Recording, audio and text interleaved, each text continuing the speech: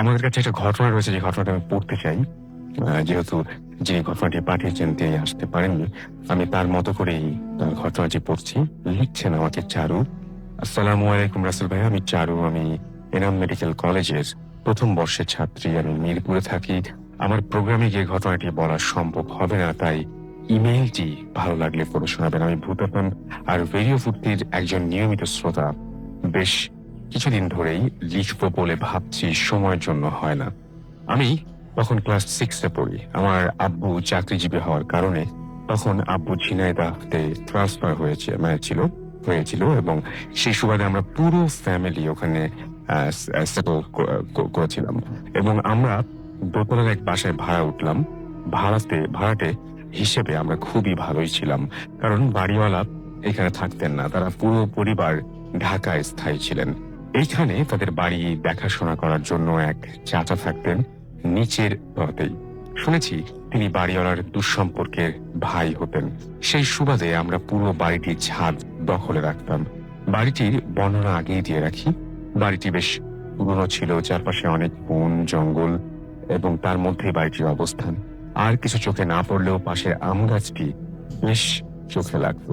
বাড়িটির পাশের অনেকাংশেই গাছটি যেন ছায়া দিয়ে রেখেছে। বাড়িটিতে আমরা 3 বছর ছিলাম, কখনোই আম হতে দেখিনি। যাই হোক, আমরা ঘটনাটি শুরু আমাদের ঘটনাটি শুরু বাড়িতে ওঠার কিছুদিন পর থেকে। আমার রুমটিতে আপু আর আমি থাকতাম। রুমে জানালাটি খুললেই আম গাছটি খুব চোখে পড়তো। আমরা মাঝে মধ্যে রাতে ঘুম ভাঙলেই নুপুরের শব্দ শুনতে পেতাম। মনে হতো কে যেন নুপুর পায়ে সারা ছাদ হেঁটে বেড়াচ্ছে। একদিনের ঘটনা বলি। আমার আমরা রাত রাত 2টায় ঘুম ভেঙে যাওয়ার পর মনে হলো কে যেন ছাদে নুপুর পরে হাঁটাহাঁটি করছে। আমি পানির জন্য ডাইনিং টেবিলের কাছে যাচ্ছিলাম। মনে হলো আমি যেভাবে এক পা করে এগোচ্ছি, ছাদ থেকে নুপুরের পাও সেই একইভাবে এগোচ্ছে। এবং কিরকম ফিলিংস ছিল, এখন আমি এটা লিখতে গিয়ে আমার হাত কাঁপছে। তারপর হাত থেকে গ্লাস পড়ে গেল আর শব্দ থেমে গেল।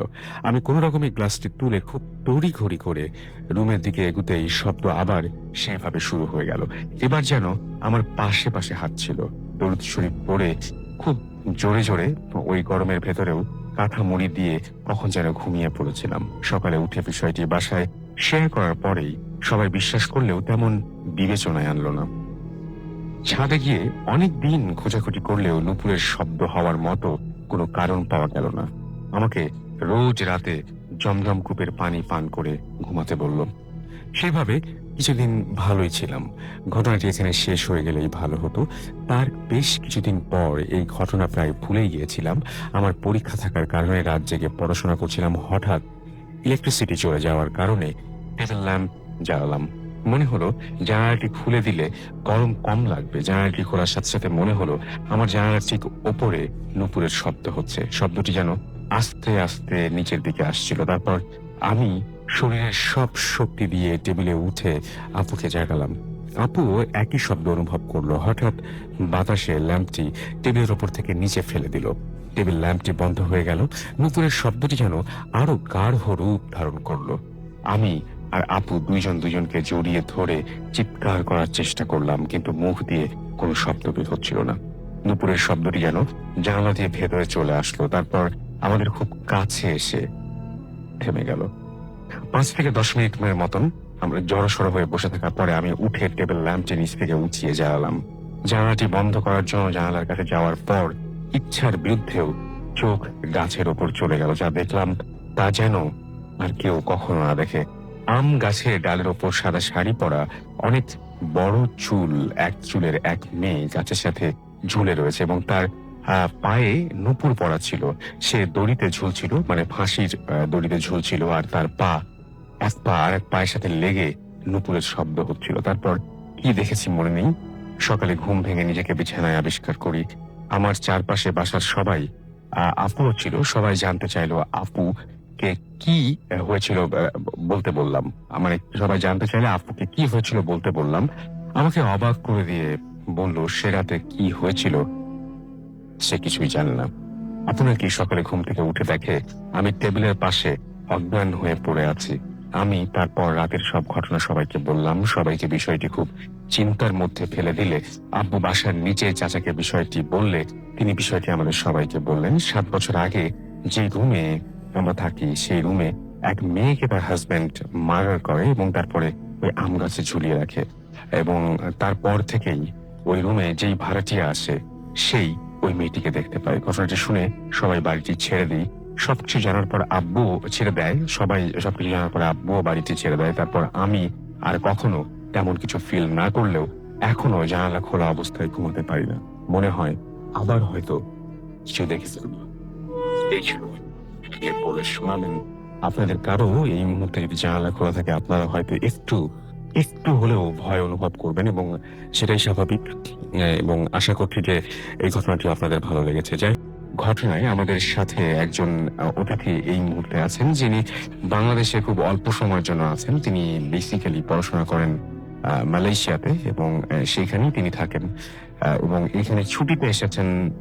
কষ্ট করে মাঝখানে এই সময়টাতে, এই ছুটির সময়টাতে উনি সময় করে এসেছেন প্রথমে আপনাদের সাথে তার জীবনে ঘটে যাওয়া এক অদ্ভুত ঘটনা শেয়ার করতে। তো আমরা সেই ঘটনা দিয়ে শুরু করবো। আমাদের সাথে অনেকদিন পরে আজকে জয়েন করেছেন বাবু ভাই, এবং আরো অনেকেই রয়েছেন যাদের ঘটনা আপনারা অনেক বেশি পছন্দ করেন। তো একটা একটা করে আমরা যাই। আমরা শুরুতে যাচ্ছি আমাদের প্রথম অতিথির কাছে। আপনার নামটা একটু প্লিজ বলবেন, কি নাম আপনার? আমি মাহাদি শাওন। শাওন। শাওন, আপনি তো মালয়েশিয়াতে থাকেন, এবং আর কতদিন আছেন বাংলাদেশে? আমি নেক্সট মান্থের চলে যাব। নেক্সট মান্থ চলে যাবেন। ওকে।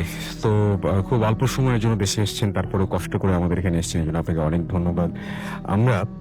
আপনি একটা ঘটনা বলছিলেন, আমি তো শুনেছি ঘটনাটা। ঘটনাটা ঘটেছিল কোথায়? ঘটনাটা ঘটেছিল এটা মালয়েশিয়ার গ্যান্টিন আইল্যান্ড নামক একটা জায়গা, ওইখানে টুরিস্ট প্লেস বেসিক্যালি, তাই না? তো ওইখানে ঘটনাটা আমরা একদম শুরু থেকেই যাই। মানে ওইটা তো একটা সুন্দর জায়গা, সবাই যায় সেখানে মানে ঘোরাঘুরি করতেই, কিন্তু ওই মানে জায়গাটা এমনিতে টুরিস্টরা কি জানে যে ঘটনাটা, মানে এই জায়গাটা বেশ বিপজ্জনক বা এরকম কিছু টুরিস্টরা জানেন? হ্যাঁ, টুরিস্টরাও জানে, কারণ এরকম অনেক টুরিস্ট অনেক সময় এরকম ঘটনা ঘটনা face করেছেন। ফেস করে। আচ্ছা। তো আপনার মানে ওইখানে আপনার জানা কোনো ঘটনা আছে কিনা? ওইখানে আপনার সাথে যে ঘটনা ঘটেছে সেটা আমরা শুনবই, কিন্তু আপনার জানা কোনো ঘটনা আছে কিনা ওইখানকার? আসলে এরকম অনেক ঘটনাই শুনছি যে এরকম বিভিন্ন ধরনের ওখানে অ্যাক্সিডেন্ট হয় বিভিন্ন টাইপের, কিন্তু তখনও ওইভাবে আমি আসলে বিলিভ করতাম না এসবের উপর।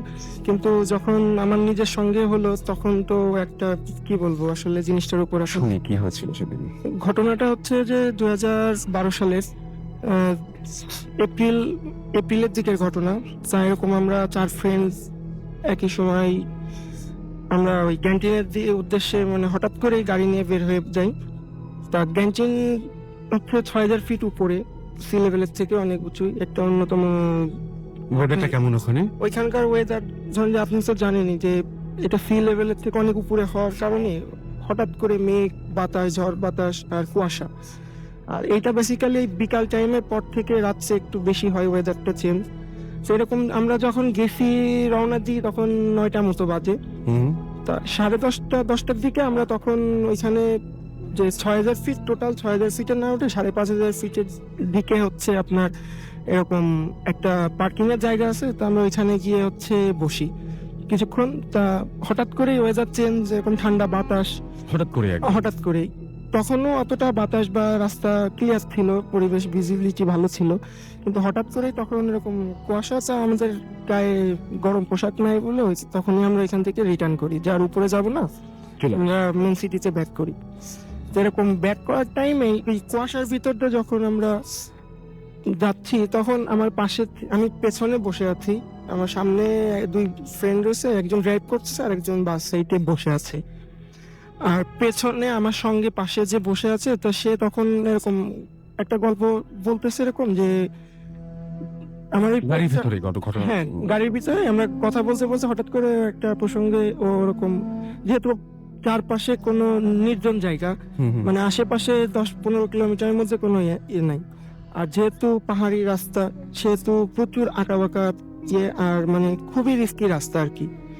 তা তখন ওই পরিবেশের কারণে ও গল্পটা বলতেছে যে কিছু সামনে আগালে ওইখানে একটা স্পট আছে, একটা টার্ন অনেক বিপজ্জনক বাট।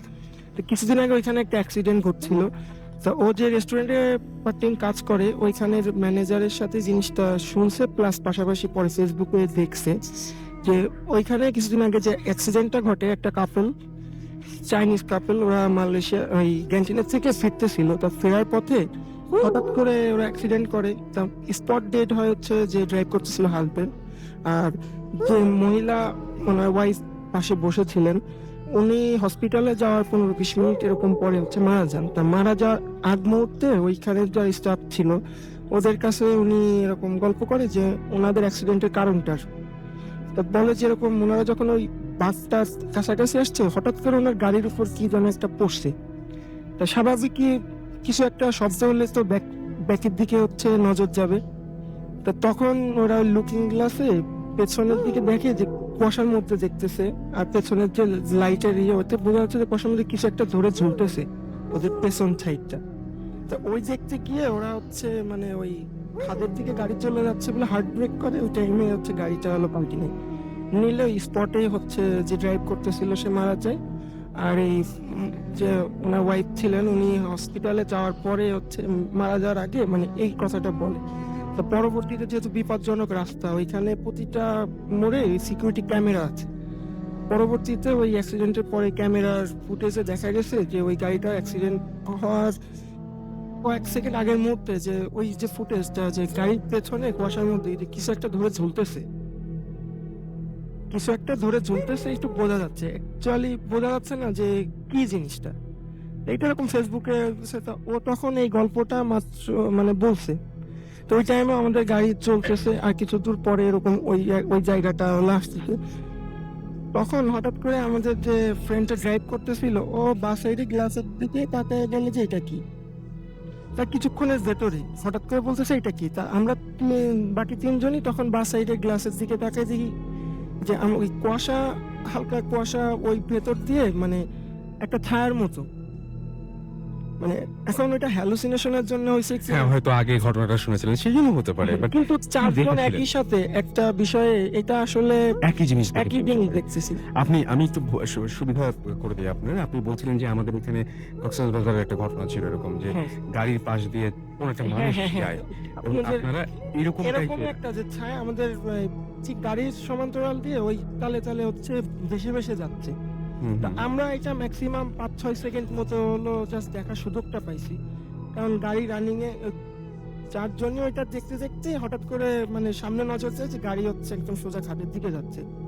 তখন হার্ট ব্রেক করে ডাইনে টার্ন নেওয়ার সাথে সাথে আমাদের গাড়িটা মানে হিট করে। কিস করার পর যখন গাড়িটা এরকম অবস্থায় তখন আমি পেছনে মানে জাস্ট 2-3টা ধাক্কা খাই পিছিয়ে, ওর মধ্যেই তো ঘুরতেছি আমি, পেছনের গ্লাস ভেঙে আমি 10-15 হাত দূরে ছুটে যেয়ে পড়ি। তা তখন পড়ার সাথে সাথে আমি উঠে দাঁড়াইছি, এখন আমার এত ফিলিংস নাই যে আসলে আমার মানে এরকম হচ্ছে যে কেটে গেছে কিনা বা ব্যথা। তখন আমার চিন্তা যে আমি পেট্রোলের স্মেল আসছে, কোন একটা অ্যাক্সিডেন্ট করতে পারে। আমি তখন দৌড় দিয়ে গিয়ে আমার পেছনের যে ফ্রেন্ড ওকে ওই পেছনের ওই গ্লাস ভাঙা যে টেনে বার করছি। এখন সামনের 2টা ফ্রেন্ডই তো ধরেন যে হচ্ছে সিট বেল্ট বাঁধা, ওরা ওর মধ্যেই আটকায় আছে। আছে। পরে ওদেরকেও বের করলাম যত দ্রুততার সাথে। তা মানে আশ্চর্যের ব্যাপার যে আমাদের যে ড্রাইভ করতেছিল ওনার শুধু কানের এখানে একটু কাটছে, একটু রক্ত পড়ছে, আমার একটা আঁচড়ও লাগে নাই। কিন্তু গাড়ির দিকে নজর দিলে আপনি ছবি পাঠিয়েছিলেন আমাদের। হ্যাঁ আমি আপনাকে ছবিও দেখেছি, যে গাড়ির দিকে দেখে কেউ মানে বিশ্বাস করতে পারে না যে আমরা চারজনের অবস্থা। বেঁচে আছেন আপনারা, বেঁচে এটা আছি। বোঝা যায় না গাড়ি দেখে। তা যেহেতু অনেক উন্নত দেশ, লোক কোথায় আছে জানি না, কিন্তু ঠিক আমাদের অ্যাক্সিডেন্টের 10-15 মিনিটের মাথায় ওদের যে রোন্ডা বলে ওদের লোকাল ল্যাঙ্গুয়েজে, মানে যারা হচ্ছে এই ইমার্জেন্সি সাপোর্ট দেয় হাইওয়েতে, ওরা চলে আসছে। আসার পরে তখন ওরা জিজ্ঞেস করতেছে, এখন ওরা বিলিভ করতে চায় না যে গাড়ির মধ্যে আমরা ছিলাম। তো পরে ওরা একটা বললো যে কারণ কি। তো তখন আমরা বললাম যে আমরা এরকম এই জিনিসটা দেখছি, দেখার পরে এরকম টার্ন নিতে গিয়ে তো তখন ওরা বলতেছে যে তোদের কপাল অনেক ভালো, যে এরকম সাধারণত অ্যাক্সিডেন্ট খুব ঘটে যেহেতু বিপজ্জনক রাস্তা। তো ম্যাক্সিমাম অ্যাক্সিডেন্টের ঘটনায় যারা আমাদের মতো এরকম সাফার করে আসতে পারে, যে তাদের একই ঘটনা যে তারা কিছু দেখছে এরকম, মানে এরকম ধরনের কিছু একটা দেখেছে। যে কেন ঘটে ওই জায়গাটা এখন এরকম? পরবর্তীতে আমরা মানে যেহেতু এরকম একটা ঘটনা ঘটছে, তা আমরা পরবর্তীতে ধরেন যে ইন্টারেস্টেড হয়েছি যে জিনিসটা আসলে কি কারণে। তো এমনিতে মালয়েশিয়াতে প্যারানর্মাল এই জিনিসটারে ওরা খুব বিলিভ করে, যে কারণে ওদের এইখানে এই প্রবলেমগুলো অত্যাধিক বেশি। তারপরে যখন ভূতকে কি বলেন ওরা? ওরা মানে লোকাল ল্যাঙ্গুয়েজে ভূতকে বলে হচ্ছে হান্তু। হান্তু। হান্তু। তা পরবর্তীতে আমরা যখন ওটা করছি যে কিভাবে কি হলো, ওই আগের অ্যাক্সিডেন্টের ঘটনায় তখন ফিরে গেছি। তা ওই 3-4 বছর আগে একজন মালয়েশিয়ান চাইনিজ, উনি ওই যেহেতু ক্যান্টিন তো মানে বিখ্যাত অনেক কারণে, তার মধ্যে একটা হচ্ছে আমাদের সাউথ ইস্ট এশিয়ার বৃহত্তম ক্যাসিনো আছে এখানে। আর প্রচুর পরিমাণ চাইনিজ ওইখানে গিয়ে ধরেন যে বিট করে, অনেকে সর্বস্ব খোয়ায়, তো যে কারণে এখানে অ্যাভেলেবেল এরকম সুইসাইড ঘটনা আছে। তো তার মধ্যে একটা যে ওই স্পটে একজন চাইনিজ ভদ্রলোক, উনি এক টেবিলে বসে এক রাতে প্রায় 70 মিলিয়ন রিঙ্গিত হচ্ছে লুজার হয়েছে। হওয়ার পরে উনি ওইখান থেকে নাকি ওই গাড়ি সহ জাম্প করে হচ্ছে সুইসাইড করে। তারপরের থেকেই ওই 2-3 বছর পরের থেকেই ওই রোডটাতে ওই একটা স্পেসিফিক স্পটে এরকম অহরহ অ্যাক্সিডেন্টের ঘটনা ঘটে। কেউ বাঁচে, আমাদের মতো কেউ লাকিও হইতে পারে, হয়তো অশেষ দোয়া ছিল বাবা মার সবার সেটাই। ক্ষেত্রে। অনেক ধন্যবাদ আপনাকে এবং ওয়েলকাম ব্যাক। শুনছেন সবসময়ের ভিডিও ফুর্তি 88.0 OFM। আমি রাফেল আছি সাথে এবং চলছে ভূতাটা। আমার সাথে হচ্ছে মাসুম এবং আজকে অতিথিরা, এবং আপনাদের সবাইকে আরো একবার স্বাগত জানাচ্ছি। আপনারা সবাই জানেন যে ভূত একটা এখন আরো অন্যরকম উইথ গ্রামীণ ফোন, এবং আমি দেখতে পাচ্ছি যে অলরেডি ফেসবুকে অনেকে লিখছেন যে লাভ ভূত এফএম। আমার কমেন্টগুলো পড়া হয় না কেন, লিখেছেন প্রান্ত মিক্স, তিনি লিখেছেন ভিডিও ফুর্তি যে পেজটা রয়েছে সেখানে, এবং ইমন রাসেল লিখেছেন ফার্স্ট যে স্টোরিটা সেটা নাইস। এবি শিশির আমাদের এসএমএস করেছেন, তিনি বলছেন যে ভাইয়া স্টোরিটা ভালো লাগছে, এবং তারা অনেকেই শুনছেন এখানে। গোল্ডেন বয় আমাদের এসএমএস করেছেন, কমেন্ট করেছেন এখানে, এবং তার কাছেও ভালো লাগছে। এছাড়াও দেখতে পাচ্ছি আমাদেরকে সুমন রেজা লিখেছেন এইমাত্র জয়েন করলেন, আমাদেরকে মিঠু এসএমএস করেছেন, এখানে কমেন্ট করেছেন, এবং তিনি বলছেন সেকেন্ড ঘটনাটি অসম লেগেছে তার কাছে। আমাদেরকে এছাড়াও আরো অনেকেই এখানে কমেন্ট করেছেন, কিন্তু আমার যে পেজটা রয়েছে সেই পেজেও আমি দেখতে পাচ্ছি অনেকেই কমেন্ট করছেন। পিএইচ নিলয় লিখেছেন থ্যাংকস ভূতপ্রথম। থ্যাংকস তো আপনাদের পাওয়া উচিত, আপনারা এত কষ্ট করে আমাদের সাথে থাকেন। ইয়াসিন আরাফাত প্লাবন আমাদেরকে কমেন্ট করেছেন, এই কমেন্টটা যদিও অনেক আগের করা, তিনি ওয়েট করছিলেন ভূতপ্রথমের জন্য। এছাড়াও আমি দেখতে পাচ্ছি যে আমাদেরকে স্বপ্নীল স্বপ্ন আমাদেরকে কমেন্ট করেছেন। এছাড়াও আমাদের এখানে কমেন্ট করেছেন, আচ্ছা তিনি বলছেন গেস্টদের ছবি কেমন আছেন, প্রতি এপিসোডে গেস্টদের ছবি আপলোড দেওয়া যাবে কিনা। মাঝে মাঝে দেই, মাঝে মাঝে দেই না, তবে মাঝে মাঝে গেস্টদের তোলা ছবিও কিন্তু দেই আমরা, রাইট। হাসিনা আস্তার আমাদের এখানে কমেন্ট করেছেন এবং লিখেছেন ভূত এফএম অনেক ভয়ানক একটা প্রোগ্রাম। তো এখানে যদি আপনি কমেন্ট করতে চান চলে যান www.facebook.com/bhutafm.raffle। এছাড়াও রয়েছে www.facebook.com/radio.furti। এই দুটো পেজে কিন্তু অরিজিনাল, এবং একটা রেডিও ফুর্তির এবং একটা আমার, সুতরাং এই দুটো পেজেই আপনারা জানাতে পারেন আপনাদের সমস্ত কথাগুলো, এবং আমরা সারা বছর সারা সপ্তাহ বা বিশেষ করে সারা সপ্তাহ আপনাদের এই সপ্তাহে পাঠানো কমেন্ট গুলো কিন্তু আমরা সারা সপ্তাহ ধরে চেক করি এবং দেখি যে ধীরে ধীরে ধীরে ধীরে বাড়ছে। অনেকে হয়তো এখন শুনছেন না, হয়তো অনেকে পরেও শোনেন এবং তারপরে কমেন্ট করেন, দ্যাটস গুড। আমরা এখন চলে যাব বাবু ভাইয়ের কাছে। অনেকদিন পরে বাবু ভাই আসছেন, আমরা তার কাছ থেকে একটা ঘটনা শুনি। কেমন আছেন আপনি এখন? আসসালামু আলাইকুম রাসূল ভাই, আছি ভালো আছি আলহামদুলিল্লাহ, doing better. Okay, you are doing better, that's great. এবং মানে ইনশাআল্লাহ এখন দেখে মনে হচ্ছে যে অনেক ভালোই আছেন। মানে মাঝখানে যেরকম ভেঙেই পড়েছিলেন মাঝখানে, আপনাদের সবার দোয়ায় এখন কিছুটা ভালো আছি, মানে বেশ ভালো আছি আলহামদুলিল্লাহ। যাই হোক, আমরা আমি একটু আগেও খুব লাগছিল যে এর আগে একটা এপিসোডে বাবু ভাইয়ের আসার কথা ছিল, এবং তিনি ওই দিন আমাকে বললেন যে আমি আসতে পারবো না। এবং আপনি এটা মনে হয় বলছিলেন যে আমি প্রথমবারের মতো আপনাকে বলছি যে আসতে পারবো না, কারণ হ্যাঁ ছিলাম। রাইট। তো সেখান থেকে বেরিয়ে আসাটাই বড় কথা। আমরা যে ঘটনাটা আজকে শুনবো, জি, সেই ঘটনাটা কোথাকার? এটা হচ্ছে রাসূল ভাই পুরান ঢাকার আপনার এটা হচ্ছে আপনার একটা মাঠ, এবং এই মাঠটা হচ্ছে আপনার সবাই চেনে। আমি নামটা বলবো না, কারণ অনেকে কিউরিয়াস হয়ে ওখানে চলে যাবে ওটা দেখার জন্য। অনেকে আপনার কি ধারণা আছে, অনেকে হয়তো বুঝতেও পারছেন সেটা, যে অনেকে হয়তো ধারণা করতেন পুরান ঢাকা একটা মানে আপনার জনবহুল এরিয়া, সেখানে একটি মাঠ, মানে স্পেসিফিকলি বললে হয়তো অনেকে যে বসে থাকবে, হ্যাঁ, আর এখন যদি বসে থাকে আমার কোনো ব্লেম নেই আর কি। বিল্ডিং তোলার চিন্তা করতে পারে। পুরো চিন্তা করতে পারে, সেটাই। আচ্ছা যাক, এই মানে এই মাঠটা আপনার ওখানে আছে এবং অনেকদিন ধরেই আছে, বেশ পুরানো মাঠ। এমনি দিনের বেলা খেলাধুলা হয়, খুব ব্যস্ত থাকে এবং আশেপাশে জনবহুল এরিয়া, মানুষজন চলাফেরা করে। তো এই ঘটনাটা আমি শুনেছি আমার এক বন্ধুর কাছে, ওর নাম তন্ময়। ওর বোনের বাসা ঠিক মাঠের পাশেই, ছোট বোনের বাসা। তো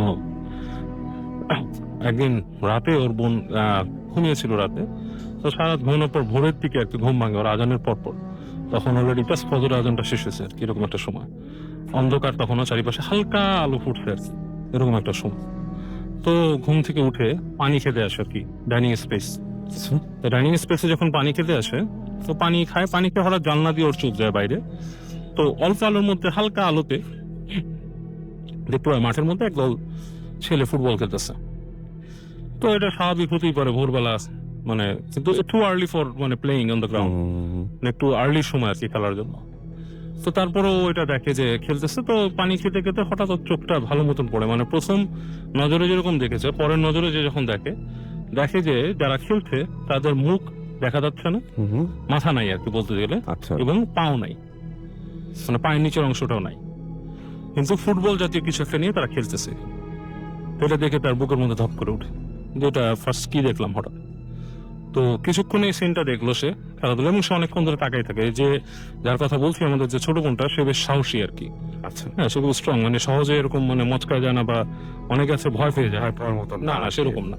ও মানে ছোটবেলা থেকে বেশ সাহসী। ওকে, তো ওরকম তাকিয়ে দেখে, অনেকক্ষণ দেখার পর হঠাৎ করে খেয়াল করে যে ওদের মধ্যে থেকে আবার একটা কুকুর হয়ে গেছে। আচ্ছা, এবং কুকুরটাও দৌড়াচ্ছে মাঠের মধ্যে, এবং মাঠের মধ্যে যারা খেলছিল তাদের মধ্যে, হ্যাঁ ওখানে দৌড়াচ্ছে, এবং মানে পুরো মাঠটা সার্কেল করছে সে। তো এটা দেখতে দেখতে হঠাৎ দেখে যে একটা লোক, মানে প্রথম মুসল্লি, নামাজ টামাজ পড়ে আপনার মর্নিং ওয়াক করতে ঢোকে আর কি। তো প্রথম মুসল্লি সে মাঠের ভেতরে পাড়া দেয়। মুসল্লিটা প্রথমেই ওনার চোখটা ওদিকে পড়ে নেয় আর কি, তিনি জাস্ট মাঠে ঢুকছে আর কি, প্রথম দৃষ্টির অন্যদিকে পড়ছে আর কি। আচ্ছা, ওনাকে দেখার সাথে সাথে এই যতগুলো মানে আপনার খেলোয়াড় ছিল সবাই মানে অনেকটা একটা ওই যে পাওয়ার একসাথে হয়ে যায় না, জাস্ট লাইক মানে ওরকম করে একসাথে কম্বাইন হয়ে যায়, কুকুরটা সহ হয়ে একটা মানুষও পরিণত হয়। তো মানুষটা হচ্ছে একটা জাস্ট সাধারণ মানে আর কি টোকাই টাইপের একটা ছেলে, রাস্তায় চলাফেরা করে ওরকম একটা ছেলে, ওরকম একটা মানুষে পরিণত হয়। এবং ছেলেটা আস্তে করে মাঠের এক কোণা দিয়ে হেঁটে বেরিয়ে যায়, মানে হেঁটে চলে যায় মাঠের পাশ থেকে। এবং মানে এটা থেকে সে অবাক হয়। তো এটা নাকি পরবর্তীতে সে মানে একজনের সাথে আলাপ করে, তো সে বলে যে এটা তো পুরান ঘটনা, এটা এর আগেও এরকম এখানে যারা থাকে আশেপাশে তারা কয়েকজনই দেখছে এরকম সিন ওই মাঠটাতে। হ্যাঁ, সকালবেলা এই কাণ্ডটা ঘটে। তো যার মানে ওর বিশ্লেষণ যে নিশ্চয়ই এটা কোনো জিন, আচ্ছা, যে নাকি আশেপাশে পুরান ঢাকার কোনো একটা দোকানে বা কোনো কারখানায় বা সাধারণ আম আদমির মতো চাকরি করে, সেখানে কাজ করে, সকালবেলা হয়তো সে ওখানে এসে খেলছিল, খেলাধুলা আচ্ছা। করছিল ভোরবেলা। তো সে কারো ক্ষতি করে নাই, কাউকে দেখার সাথে সাথে সে নিজেকে মানে গুটায় ফেলছে। পুরান ঢাকা থেকে যারা শুনছেন তারা অনেক জানানো ঘটনাটা। হ্যাঁ, যারা ওই সবচেয়ে মজা পাচ্ছেন যারা এখন ওই মানে পুরান ঢাকায় থাকেন না, কিন্তু ওই এলাকায় কোনো কাজে গেছেন বা ওখানে গাড়ি চালাচ্ছেন, তো সেটাই মাঠের আশেপাশে যারা, তো আমি নিজে ওই মাঠের আশেপাশে অনেকবার গেছি। আচ্ছা, না, আমি শোনার পর আমি চিন্তা করলাম ওই মাঠ। তা আমি আমার বন্ধুর সাথে আলাপ করতেছিলাম যে মাঠটার নাম বলবো, অবশ্যই তোমার ব্যাপার। তাই আমি বললাম যে আমি যদি এটা বলি অনেকে কিউরিয়াস হয়ে দেখা যাবে মাঠের আশেপাশে বসে আছে রাত্রে। তো এই কারণে, তবে মানুষ অনেকে গেস করে ফেলছে, এবং আমার মনে হয় অনেকেই মাঠের কাছে থাকবেন। রাইট, আমার তাই মনে হয়। আমরা পরবর্তী ঘটনা যাবো, এবং আমরা এবার একটা ইমেইল পড়বো আবারও, এবং ইমেইলের পরে আমরা আবারও ফিরে আসবো আমাদের অতিথির কাছে। আরো একটা ইমেল আছে, সেটা পড়ছি আমি, এবং আমাদেরকে লিখেছেন এটা আমাদের একজন লিসেনার। রিজা রাসেল ভাই, আমার ঘটনাটা পড়ে শোনানোর জন্য অনুরোধ করছি, কারণ আমার পক্ষে স্টুডিওতে আসা সম্ভব নয়। আমি আজাদ লিখছি রাজশাহী মহানগরীর হোসেনীগঞ্জ এলাকা থেকে। আজকে আমি আপনাদের সাথে যে ঘটনাটি শেয়ার করব সেটি আমার সাথে রাজশাহী মেডিকেল কলেজে ঘটে যাওয়া একটা ঘটনা। ঘটনাটি প্রায় 2 মাস আগের ঘটনা। আমার এক চাচা রাজশাহী মেডিকেল কলেজে তখন ভর্তি। আমাকে প্রতিদিনই মেডিকেলে যাতায়াত করতে হয়। আমি আমার মতোই যাতায়াত করতাম, কিন্তু সেদিন একটু রাত হয়ে যায়। আমি এমার্জেন্সি গেট ক্রস করতেই দেখি একজন রোগীকে মুমূর্ষু অবস্থায় এমার্জেন্সিতে ভর্তি করা হচ্ছে। তার মাথা, মুখ ও গলা ছুঁয়ে রক্ত পড়ছে। আমি তা দেখে ভয় পাইনি, কষ্ট পেয়েছি। তারপর আমি লোকটিকে দেখার জন্য এমার্জেন্সিতে যাই।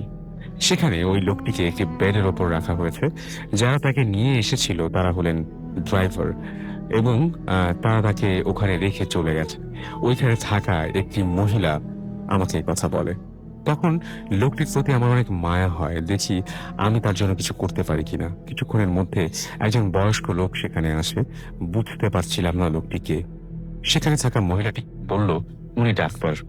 তখন আমি তাকে বলি, আঙ্কেল তাড়াতাড়ি কিছু একটা করেন, তার অনেক রক্ত বের হয়ে গেছে। সেই বয়স্ক লোকটি আমাকে বলে, তুমি চুপ করে বসো। তখন আমি আর কারোর সাথে কথা না বলে চুপচাপ বসে পড়ি।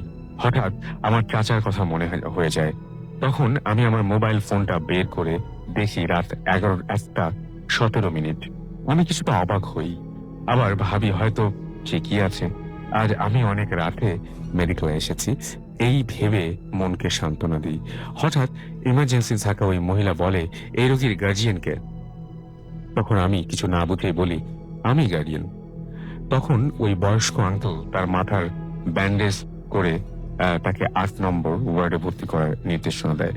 বলে রাখি যে ওই রুমে তখন আমরা 3 জন আর ওই রোগী। তারপর যথারীতি যেমন কথা তেমন কাজ।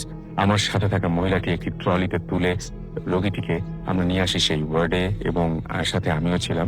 এবার লিফটে ওঠার পালা, কারণ ওয়ার্ডটি 2 তলায়। আমরা ভালোভাবে লিফটে উঠলাম এবং ভালোভাবে লিফট থেকে বের হলাম। এবার আমরা একদম সেই ওয়ার্ডের সামনে। তারপর ঢুকলাম। আমার সাথে থাকা মহিলাটি তার হাতের ট্রলি ছেড়ে দিয়ে বলে রোগীকে বেডে শুইয়ে দিতে। আমি আর মহিলাটি রোগীটিকে বেডে শুইয়ে দিলাম। তারপর মহিলাটি আমাকে রোগীর পাশে বসতে বলে এবং তার কাজে চলে যায়। অবাক করার কথা হলো, ওই ওয়ার্ডে আমি এবং ওই রোগীটি ছাড়া আর কেউ নেই। আমি একটু ভয় পাই, কি ব্যাপার, কেউ নেই কেন? তখন আমি জোরে জোরে চিৎকার করি এবং কেউ আসে না। তখন আমি আমার মোবাইল ফোনের সময় দেখি রাত 2:09। এবার আমি আমার চাচার ওখানে যাবার উদ্দেশ্যে রওনা দেব। তখনই ঘটলো মূল ঘটনা। আমি যেমনই ওই রোগীটির পাশ দিয়ে বের হতে যাব, সে আমার বাম হাত দিয়ে আমার এক হাত চিপে ধরে এবং আমি তার দিকে তাকিয়ে চিৎকার করে অজ্ঞান হয়ে যাই। পরে যখন আমার জ্ঞান ছেড়ে, তখন আমি আমার চাচার ওয়ার্ডে। অনেকজন লোক আমাকে ঘিরে ছিল। তারা আমাকে বলে আমি নাকি একটা পরিত্যক্ত জায়গায় পড়েছিলাম। আমি ওই রোগীটির খোঁজ করলে জানতে পারি রোগীটি ওই ওয়ার্ডে সেদিন সকালে মারা গিয়েছিল। এই কথা শুনে আমি অসুস্থ হয়ে পড়ি। কিছুদিন পরে আমি ওই মহিলাটিকে অনেক খোঁজাখুঁজি করি, কিন্তু তার কোনো সন্ধান পাইনি। আমার ঘটনাটা যদি ভালো লাগে তাহলে অবশ্যই শেয়ার করবেন। সেদিন রাতে কি হয়েছিল সেটা আমরা জানি না। আজাদ যেটা লিখেছেন, এবং তিনি লিখেছেন মোহাম্মদ আজাদ রহমান, রাজশাহী কলেজ, গ্রাম হুসেনীগঞ্জ, থানা বোয়ালিয়া, জেলা রাজশাহী। তারপরে তাদের মোবাইল নাম্বারটি দেওয়া আছে। তো এই হচ্ছে ঘটনা, এবং পুরো জিনিসটা হ্যালুসিনেশন হতে পারে, পুরো জিনিসটা হয়তো ঘটেইনি। কথা হচ্ছে যে আসলে তো এরকম মানে চরম মুমূর্ষু একজন রোগী এসেছিল, এবং সেই রোগীটি তো তিনি যেটা বলছেন যে পরের দিন সকালবেলায় খবর নিয়ে জানা গেছে মারা গিয়েছেন। এখন যার কথা উনি বলছেন তার সঙ্গে আসলেই উনি এসেছিলেন কিনা, সেই রোগীর সাথে আসলে যাকে বোঝাতে চেষ্টা করছেন সেই রোগী আর এই রোগী একই কিনা, উনি তো দেখতে চাননি। ঘটনাটা আসলে কি ঘটেছিল এটা অজানাই থেকে যায়। যাই হোক, আমি আশা করব যে মানে আর যে ঘটনাটা সবচেয়ে বেশি অস্বাভাবিক লাগে সেটা হচ্ছে যে আমি দেখেছি যে আমাদের আমাদের অনেকেরই অনেক ধারণা থাকা সত্ত্বেও আমি দেখেছি যে সাধারণত উনি যেগুলো বলছেন সেই বর্ণনার সাথে একটা হসপিটালে একটা পেশেন্টকে নিয়ে যাওয়ার পরে বেশ লোকজন সবসময় ওয়ার্ড জমজমাট থাকে কিন্তু, এবং সবসময় কোনো সময় হসপিটাল আমি দেখি না যে মনে হয় না যে রাত হয়েছে। সারাক্ষণই সবাই ব্যস্ত, এবং কোনো না কোনো জায়গায় ডাক্তাররা কোনো রোগীকে ট্রিটমেন্ট দিচ্ছেন। সবসময় এরকম একটা ব্যস্ততা থাকে। সুতরাং উনি এরকম যে শুনছেন একটা ওয়ার্ডের কথা বললেন, সেটা খুব ভয়ঙ্কর, এবং হয়তো পুরো জিনিসটা আপনার মাথার মধ্যে ঘটেছে, কিন্তু জিনিসটা যিনি ওই মুহূর্তে এক্সপিরিয়েন্স করেছেন তার জন্য তো বেশ ভয়াবহ। যাই হোক, আমরা একটা ছোট্ট বিরতিতে আবারও যাবো এবং বিরতির পরে আবারও ফিরে আসবো। সেই পর্যন্ত আমাদের সাথেই থাকবেন এবং আমি আরো একবার বলছি, আমাদের SMS পাঠাতে হলে মোবাইলের মেসেজ অপশনে গিয়ে টাইপ করুন ফুর্তি, FOORTI ফুর্তি, স্পেস দিয়ে লিখুন আপনার নাম, স্পেস দিয়ে আপনার মেসেজ পাঠিয়ে দিন 9840 নাম্বারে। আমাদের ইমেল করতে চাইলে আমাদের ইমেল অ্যাড্রেস হচ্ছে groupfm@radiofurti.fm, which is BHWTFM@radioFORTI.fm। আপনার নাম, ঠিকানা এবং ফোন নাম্বার সহ আপনার জীবনে ঘটে যাওয়া সেরা ঘটনাটি লিখে পাঠিয়ে দিন আমাদের কাছে। এবং যারা ফেসবুকে আমাদের সাথে কানেক্টেড থাকতে চান, চলে যান www.facebook.com/radio.furti অথবা www.facebook.com/bhutfm.russell। একটা ছোট্ট বিরতি এবং তারপরে অডিও ক্লিপ শুনে আবারও ফিরে আসবো। সেই পর্যন্ত আশা করছি আমাদের সাথে থাকবেন, কোথাও যাবেন না। স্টে টিউনড রেডিও ফুর্তি অ্যান্ড ডোন্ট স্টপ দ্য ফুর্তি।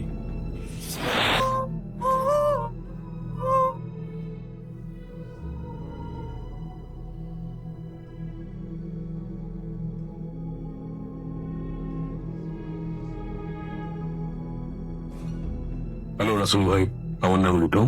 আমি ভূত এফএমের একজন বিশাল বড় ফ্যান অ্যান্ড রেগুলার লিসনার। আমি ইন্ডিয়াতে ব্যাঙ্গালোর শহরে থাকি কর্মসূত্রে, বাট আমি অরিজিনালি ফ্রম ক্যালকাটা। আর আমার এই যে ঘটনাটা আমি শেয়ার করবো, এটাও ক্যালকাটাতেই আমার সাথে এবং আমার ফ্যামিলির সাথেও ঘটেছে। আজ থেকে প্রায় 10 বছর আগের কথা। আমরা একটা নতুন অ্যাপার্টমেন্ট নিয়ে সেখানে মুভ করি। খুব বন্দি, খুব অনেক ইনভেস্টমেন্ট করা হয়েছিল এই অ্যাপার্টমেন্টটাতে, কিন্তু আনফর্চুনেটলি ওখানে এমন কিছু ইনসিডেন্টস ঘটে যে আমাদের এত শখের অ্যাপার্টমেন্ট ওটা ছেড়ে আমাদের অন্য জায়গায় মুভ করে যেতে হয়েছিল very soon, very short time. তো এইভাবে শুরু হয় অ্যাপার্টমেন্টে। প্রথমে আমরা যখন মুভ করলাম, ইনিশিয়ালি এভরিথিং ওয়াজ ওকে। তারপর যেটা হয়, আমরা একটা স্বপ্ন দেখতে শুরু করি, আমি, আমার বাবা মা। এবং ঘটনাচক্রে আমরা যখন আমাদের নেইবারদের সাথে কথা বলি, যারা ফ্ল্যাটের ওই ডিরেকশনে থাকতো, ধরুন আমার উপরে বা আমাদের নিচে, ওই দিকে যারা থাকতো, এভরিওয়ান, সবাই একই স্বপ্ন দেখছিল। এটা খুব অদ্ভুত, এটা কোনো সাইন্টিফিক ভিত্তি আমরা খুঁজে পাইনি যে একই স্বপ্ন কি করে এতগুলো মানুষ দেখতে পায়। এবং স্বপ্নটা এরকম ছিল যে আমাদের অ্যাকচুয়ালি আমার জানলার নিচে তাকালে আমাদের ফ্ল্যাটের অ্যাপার্টমেন্টের ক্যাম্পাসের মধ্যে একটা ওয়াটার ট্রিটমেন্ট প্লান্ট ছিল, কিন্তু স্বপ্নে আমরা দেখতাম যে ওয়াটার ট্রিটমেন্ট প্লান্টটা নেই, তার জায়গায় একটা বিশাল বড় গাছ, খুব বড় গাছ, বট গাছের মতন, এবং তার ডালপালাগুলো জানলা দিয়ে দেয়াল ভেঙে গোটা ঘরের মধ্যে ঢুকে দেয়াল জুড়ে, তুলি জুড়ে ডালপালাগুলো ছেয়ে আছে। এই গাছের স্বপ্নটা আমরা সবাই দেখতাম। এটা বলা হয় যে অল অ্যারাউন্ড বেঙ্গল এটা মানা হয় যে এই বড় যে গাছটা, বট গাছ, এটাতে ব্রহ্মদত্তি থাকে। ব্রহ্মদত্তি is like an ancient guardian spirit, like an ancient demon, কিন্তু more of a protector, রক্ষা করেন। কিন্তু বলা হয় যে বটগাছ কোনোদিন কাটতে নেই, বা কাটলেও সেখানে একটা রিচুয়াল বা একটা পুজো, কিছু প্রসেস করা উচিত। পরে ডিস্টার্ব করা উচিত না, ব্রহ্মমূর্তি বা এরকম স্পিরিটকে ডিস্টার্ব করা উচিত না। তো আমরা তারপর খবর নিয়ে জানতে পারি যে আমাদের ঠিক যে জায়গাটায় আমরা দেখতাম ওই গাছটা স্বপ্নে, অ্যাকচুয়ালি সত্যিকারের ওই জায়গাটাতে ওই রকম একটা গাছ ছিল, যেটা কেটে অ্যাপার্টমেন্টটা কনস্ট্রাক্ট করা হয়েছিল এবং কোনো পুজো করা হয়নি। তো যাই হোক, এটা দিয়ে শুরু হয়েছিল ঘটনা। এবং এটা নাইটমেয়ারের মতো, মানে আমরা এটা রোজ দেখতাম এই স্বপ্ন, রোজ একবার না একবার এই স্বপ্নটা আমরা দেখতাম। যাই হোক, পরে যেটা আস্তে আস্তে শুরু হয় সেটা হচ্ছে আমাদের যে ব্যালকনিটা ছিল ড্রয়িং রুমে, সেটা একটা টানা কাঁচের ব্যালকনি ছিল, একটা গোটা দেয়াল জুড়ে কাঁচের স্লাইডিং ডোর ছিল। তো সেখানে না খালি দেখা যেত যে আমি পুরো একজন বসে আছে, একজন বয়স্ক মহিলা, সে আমাদের ব্যালকনিতে যে চেয়ারটা থাকতো সেখানে বসে আছে, বা কাঁচের মুখ রেখে হাত রেখে আমাদের দিকে দেখছে, বা হেঁটে বেড়াচ্ছে, বা ব্যালকনির কোনায় দাঁড়িয়ে আছে, কিন্তু ব্যালকনিতেই আছে। এটা দেখা যেত এবং প্রথমে মনে হতো মনের ভুল, কিন্তু তারপর জিনিসটা খুব রেগুলার হয়ে যায়। এবং শুধুমাত্র আমরা নয়, আমাদের বাড়িতে যত কাজের লোক ছিল, সার্ভেন্ট, বা আমাদের ধরুন যারা রিলেটিভরা এসে নাইট স্টে করতো, অনেকেই কিন্তু ওনাকে দেখতে পেতেন। শুধুমাত্র রাতও নয়, ওনাকে দিনের বেলা, বিকেল বেলা অনেক সময় দেখা যেত। ওরকম পুরো মানুষের মতো চেহারা, রক্ত মাংসের মানুষের মতন, কোনো ট্রান্সপারেন্ট ট্রান্সলিউশন কিছু নয়, সাদা ময়লা কাপড়, ছিপছিপে লম্বাটে চেহারা, চোখ একদম কোটরে ঢুকে আছে, 70-80 বছর বয়সের একজন মহিলা, চামড়া কুচকানো, সাদা চুল। ওনাকে দেখা যেত, উনি কিছু বলতেন না, কিছু করতেন না, কিন্তু শুধু তাকিয়ে থাকতেন, খুব স্পেকি একটা দৃষ্টিতে উনি তাকিয়ে থাকতেন। এবং এটা আস্তে আস্তে অনেক রেগুলার হয়ে গেল, মানে অনেক বেশি ওনাকে দেখা যেত। ধরুন আপনি ব্যালকানির পাশ দিয়ে হেঁটে যাচ্ছেন, আপনি যখন দেখলেন কি ব্যালকানি দিয়ে কেউ একজন তাড়াতাড়ি করে উনি ব্যালকানির ডান দিক থেকে বাদিক থেকে ডান দিকে হেঁটে চলে গেলে। তারপর অনেকে আমাদের এটাও বলেছে যে তারা যখন রাস্তা দিয়ে নিচে পাস করে, আমাদের বাড়ির দিকে তারা যখন তাকায় উপরে, তখন তারা কিন্তু দেখতে পায় যে আমাদের ব্যালকনিতে কেউ একজন বসে আছে। এবং যে ডিসক্রিপশন ওনারা যে বর্ণনা দিয়েছেন, ইট ইজ এক্স্যাক্টলি সেম আমরা যে মহিলাকে ঘরের মধ্যে থেকে দেখতে পাই। যাই হোক, আমরা এটা জানা যায় যে হয়তো ওই বাড়িটা হওয়ার আগে ওখানে যে ওখানে একটা পুরোনো বাড়ি ছিল, মানে অ্যাপার্টমেন্ট কনস্ট্রাকশনের আগে একটা পুরোনো বাড়ি ছিল, সেইখানে যে ল্যান্ডলর্ড ছিলেন প্রপার্টির কারণে সেই যে মাকে মেরে ফেলেছিল, এটা শোনা যায়। তো আমরা লিঙ্ক করি তো হয়তো এটা তার মায়েরা, যাকে আমরা দেখতে পাচ্ছি জায়গাটা উনি ছাড়তে পারে। যাই হোক, এরপর কি হয়, ধীরে ধীরে আমি চিরকালই প্যারানর্মাল এনথুজিয়াস্ট, আমি খুব ডেমোনোলজি নিয়ে পড়াশোনা শুরু করি। প্রচুর সিনেমা দেখার পর আমি আস্তে আস্তে একটা সাবজেক্ট ওটা আমি পড়তে থাকি এবং ডিমন। কিন্তু আর ডেমোনোলজিতে এটা বলা হয় যে আপনি যত ওগুলো নিয়ে পড়বেন, আপনি একটা ম্যাগনেট বা একটা চুম্বকের মতন হয়ে যাবে। মানে আপনি এই যাদের নিয়ে পড়ছেন সেই এন্টিটিতে, সেই সত্তাগুলোকে আপনি নিজের প্রতি অ্যাট্রাক্ট করবেন। এবং এটাই আমার সাথে হচ্ছিল। আমি রাতে যখন ঘুমোতে যেতাম, আমার মনে হতো আমার পাশে বিছানায় এসে কেউ একটা শুলো, মানে কেউ বিছানায় উঠলো, আস্তে করে একটু নড়লো, নিজেকে রিপোজিশন করলো, কেউ আমার পাশে শুয়ে আছে। কিন্তু এত ভয় পেতাম, কাঠ হয়ে ভয় শুয়ে থাকতাম, আমি ঘুরে তাকাতামও না একবারও, আমি ভয় পেতাম আমি এটা। তো যাই হোক, এটা অনেক দিন ধরে আমার সাথে এই জিনিসটা করছিল। তো তারপর কি হয়, আমি ধীরে ধীরে ডেমোনোলজি এগুলো নিয়ে পড়া একটু বন্ধ করি। কিন্তু তারপরে হয় একটা বিভৎস ঘটনা। বোঝায় আমার তখন বোর্ড এক্সামস এর জাস্ট আগে টেস্ট চলছিল, তো অনেক রাত অব্দি আমি এমনি পড়াশোনা করতাম। তো একদিন রাতে উইকডে 1:30 কি 2 বাজে রাত্রিবেলা, তো আমি ঘুমোতে যাচ্ছি, পড়াশোনা করার পর লাইট নিয়ে ঘুমোতে যাচ্ছি। আমার বাবা মা অলরেডি ঘুমিয়ে পড়েছেন, তাদের রুম হচ্ছে অ্যাপার্টমেন্টের একদম এক্সট্রিম আর একটা এন্ডে, আর আমার রুম একদম আদার এক্সট্রিম লাগে। যখন ঘুমোতে যাচ্ছি হঠাৎ করে, তখন আমার ঘুম আসেনি, আমি চোখ খুলে নিচের দিকে তাকিয়ে দেখি আমার পাটা খাটে যেখানে, আমার দুটো পা, তার পাশে আরেকটা তৃতীয় পা। এটা দেখে আমি প্রচন্ড ভয় পেয়ে যাই। একদম প্রস্তুত ছিলাম না এটা দেখার জন্য। মানে আমার পায়ের পাশে আরেকজনের পা, একটাই পা, অনেক বড় একটা পা, মানে আমার হাইট বা আমার শরীরের গঠনের তুলনায় যার পাটা আমি দেখছি অনেক বড় সড়ো চেহারার একজন মানুষ, যেটা দেখে মনে হচ্ছিল মানুষ বা ওঠে বা। এবং পাটা ছাই ছাই রঙের ছিল, সলিড ছিল না, এটা মোর ট্রান্সলুসেন্ট, একটা ছায়াময় ব্যাপার ছিল পাটার মধ্যে, কিন্তু স্পষ্ট পা, এটা আমি দেখতে পাচ্ছিলাম। তার মানে এটা বোঝা যায় যে যার পাটা আমার পায়ের কাছে, তার শরীরটা কিন্তু আমার পাশেই তাহলে হওয়া উচিত, মানে আমার বাঁ দিকেই কিন্তু তার থাকা উচিত, শুয়ে থাকা উচিত বিছানায়। কিন্তু রাসেল ভাই, আমি তখন চেষ্টা করি বাঁ দিকে ঘুরে তাকানোর, কিন্তু আমি নিজের মাথাটা নাড়াতে পারি না। আমার গোটা শরীর প্যারালাইজড ফিল করছিলাম আমি তখন। আমার গোটা বাঁ দিকটায় কেউ যেন একটা চেপে বসে আছে বা আমাকে ধরে রেখেছে, বিছানার সাথে আটকে রেখেছে। আমি কিছুতেই মাথাটা ঘুরিয়ে তাকাতে পারছিলাম না। অদ্ভুত একটা প্রেশার, অদ্ভুত একটা স্ট্রেংথ, আমাকে যেন কারোর একটা এক্সটার্নাল স্ট্রেংথ আমাকে আটকে রেখেছে। যাই হোক, আমি তখন কোনো রকমে ঈশ্বরের নাম নিয়ে কোনো রকমে ছুটে পালাই, কিন্তু কিছুতেই পিছনে ঘুরে তাকাতে পারি না যে ওখানে কি রয়েছে বা কে রয়েছে।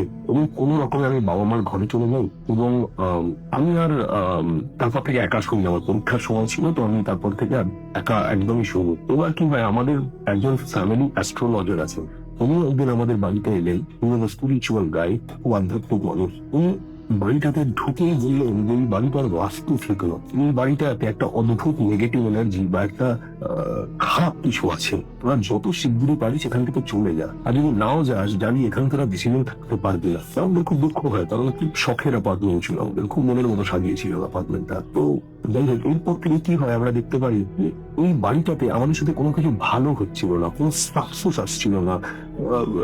অদ্ভুত একটা ডিপ্রেশন, সবার খুব একটা মন মরা অ্যাটিটিউড হয়ে গেছিল বাড়িতে, ঝগড়াঝাটি হচ্ছিল, নাথিং ওয়াজ গোইং গুড। আমার পড়াশোনার সব মন লাগছিল না, শরীর ভালো থাকছিল না, খুব নেগেটিভ একটা অ্যাটমসফিয়ার বাড়িটাতে তৈরি হয়ে ছিল। এরপর থেকে কি হয়, এই অ্যাক্টিভিটি গুলো বাড়িটায় বাড়তে থাকে, যে আমরা বাড়িতে কেউ একা থাকলে খালি ফিল হয় যে পাশের ঘরে যেন কেউ আছে।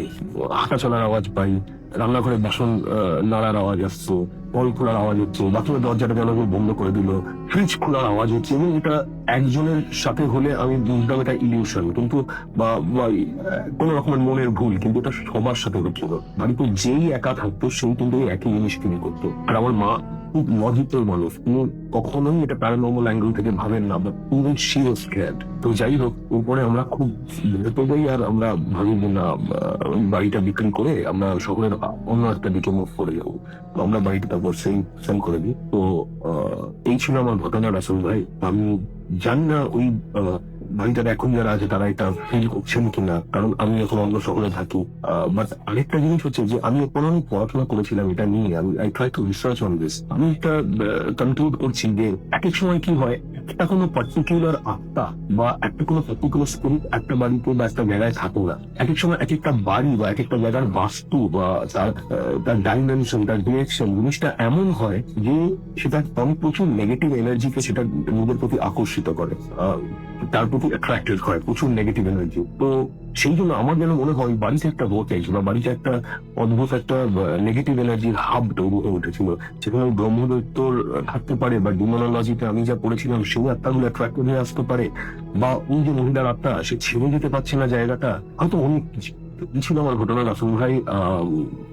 I hope viewers listeners will like it. আর আমার আরো অনেক ঘটনা আছে আমার এবং আমার বন্ধুদের, ফ্যামিলি মেম্বারদের, যেটা দেশে বা বিদেশে আমি অনেক কিছু ফিল করেছি। তো শেয়ার করবো, আরো ঘটনা শেয়ার করবো, and I think physically I will come to the good FM studio and meet you guys soon. Thank you. Mood FM, the night comes alive with coming.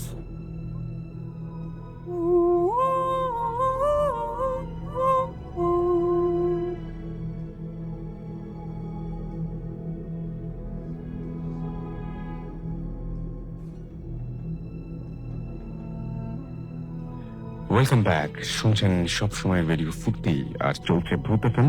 আমি রাসেল আছির সাথে, আমার সাথে রয়েছে মাসুম এবং আজকের অতিথিরা। এবং আপনারা অনেকেই SMS করছেন, কিছু SMS করে ফেলতে হয়। আমি দেখতে পাচ্ছি হাবিব আমাদের SMS করেন, হাবিব ভুঁইয়া নারায়ণগঞ্জ থেকে লিখেছেন, রাসেল ভাই কেমন আছেন? আমি সবসময় ভালো থাকি, সবসময় ভালোর দলে। রোমান ইসলাম আমাদের লিখেছেন পশ্চিম রাজাবাজার থেকে, সেকেন্ড স্টোরিটা তার কাছে অনেক ভালো লেগেছে। আফজাল আমাদের SMS করেছেন, ভালো প্রশংসা করেছেন। জয় ইসলাম আমাদের SMS করেছেন, লাইট বন্ধ করে তিনি একা ভূত FM শুনছেন। রাজন রাজ আমাদের SMS করেছেন মুগদা থেকে। তামিম কিশোরগঞ্জ থেকে আমাদের SMS করেছেন। খুলনা থেকে আনোয়ার এবং তার ওয়াইফ আসলিন দুজনে আবারও SMS করেছেন, তারা রেগুলার SMS করেন।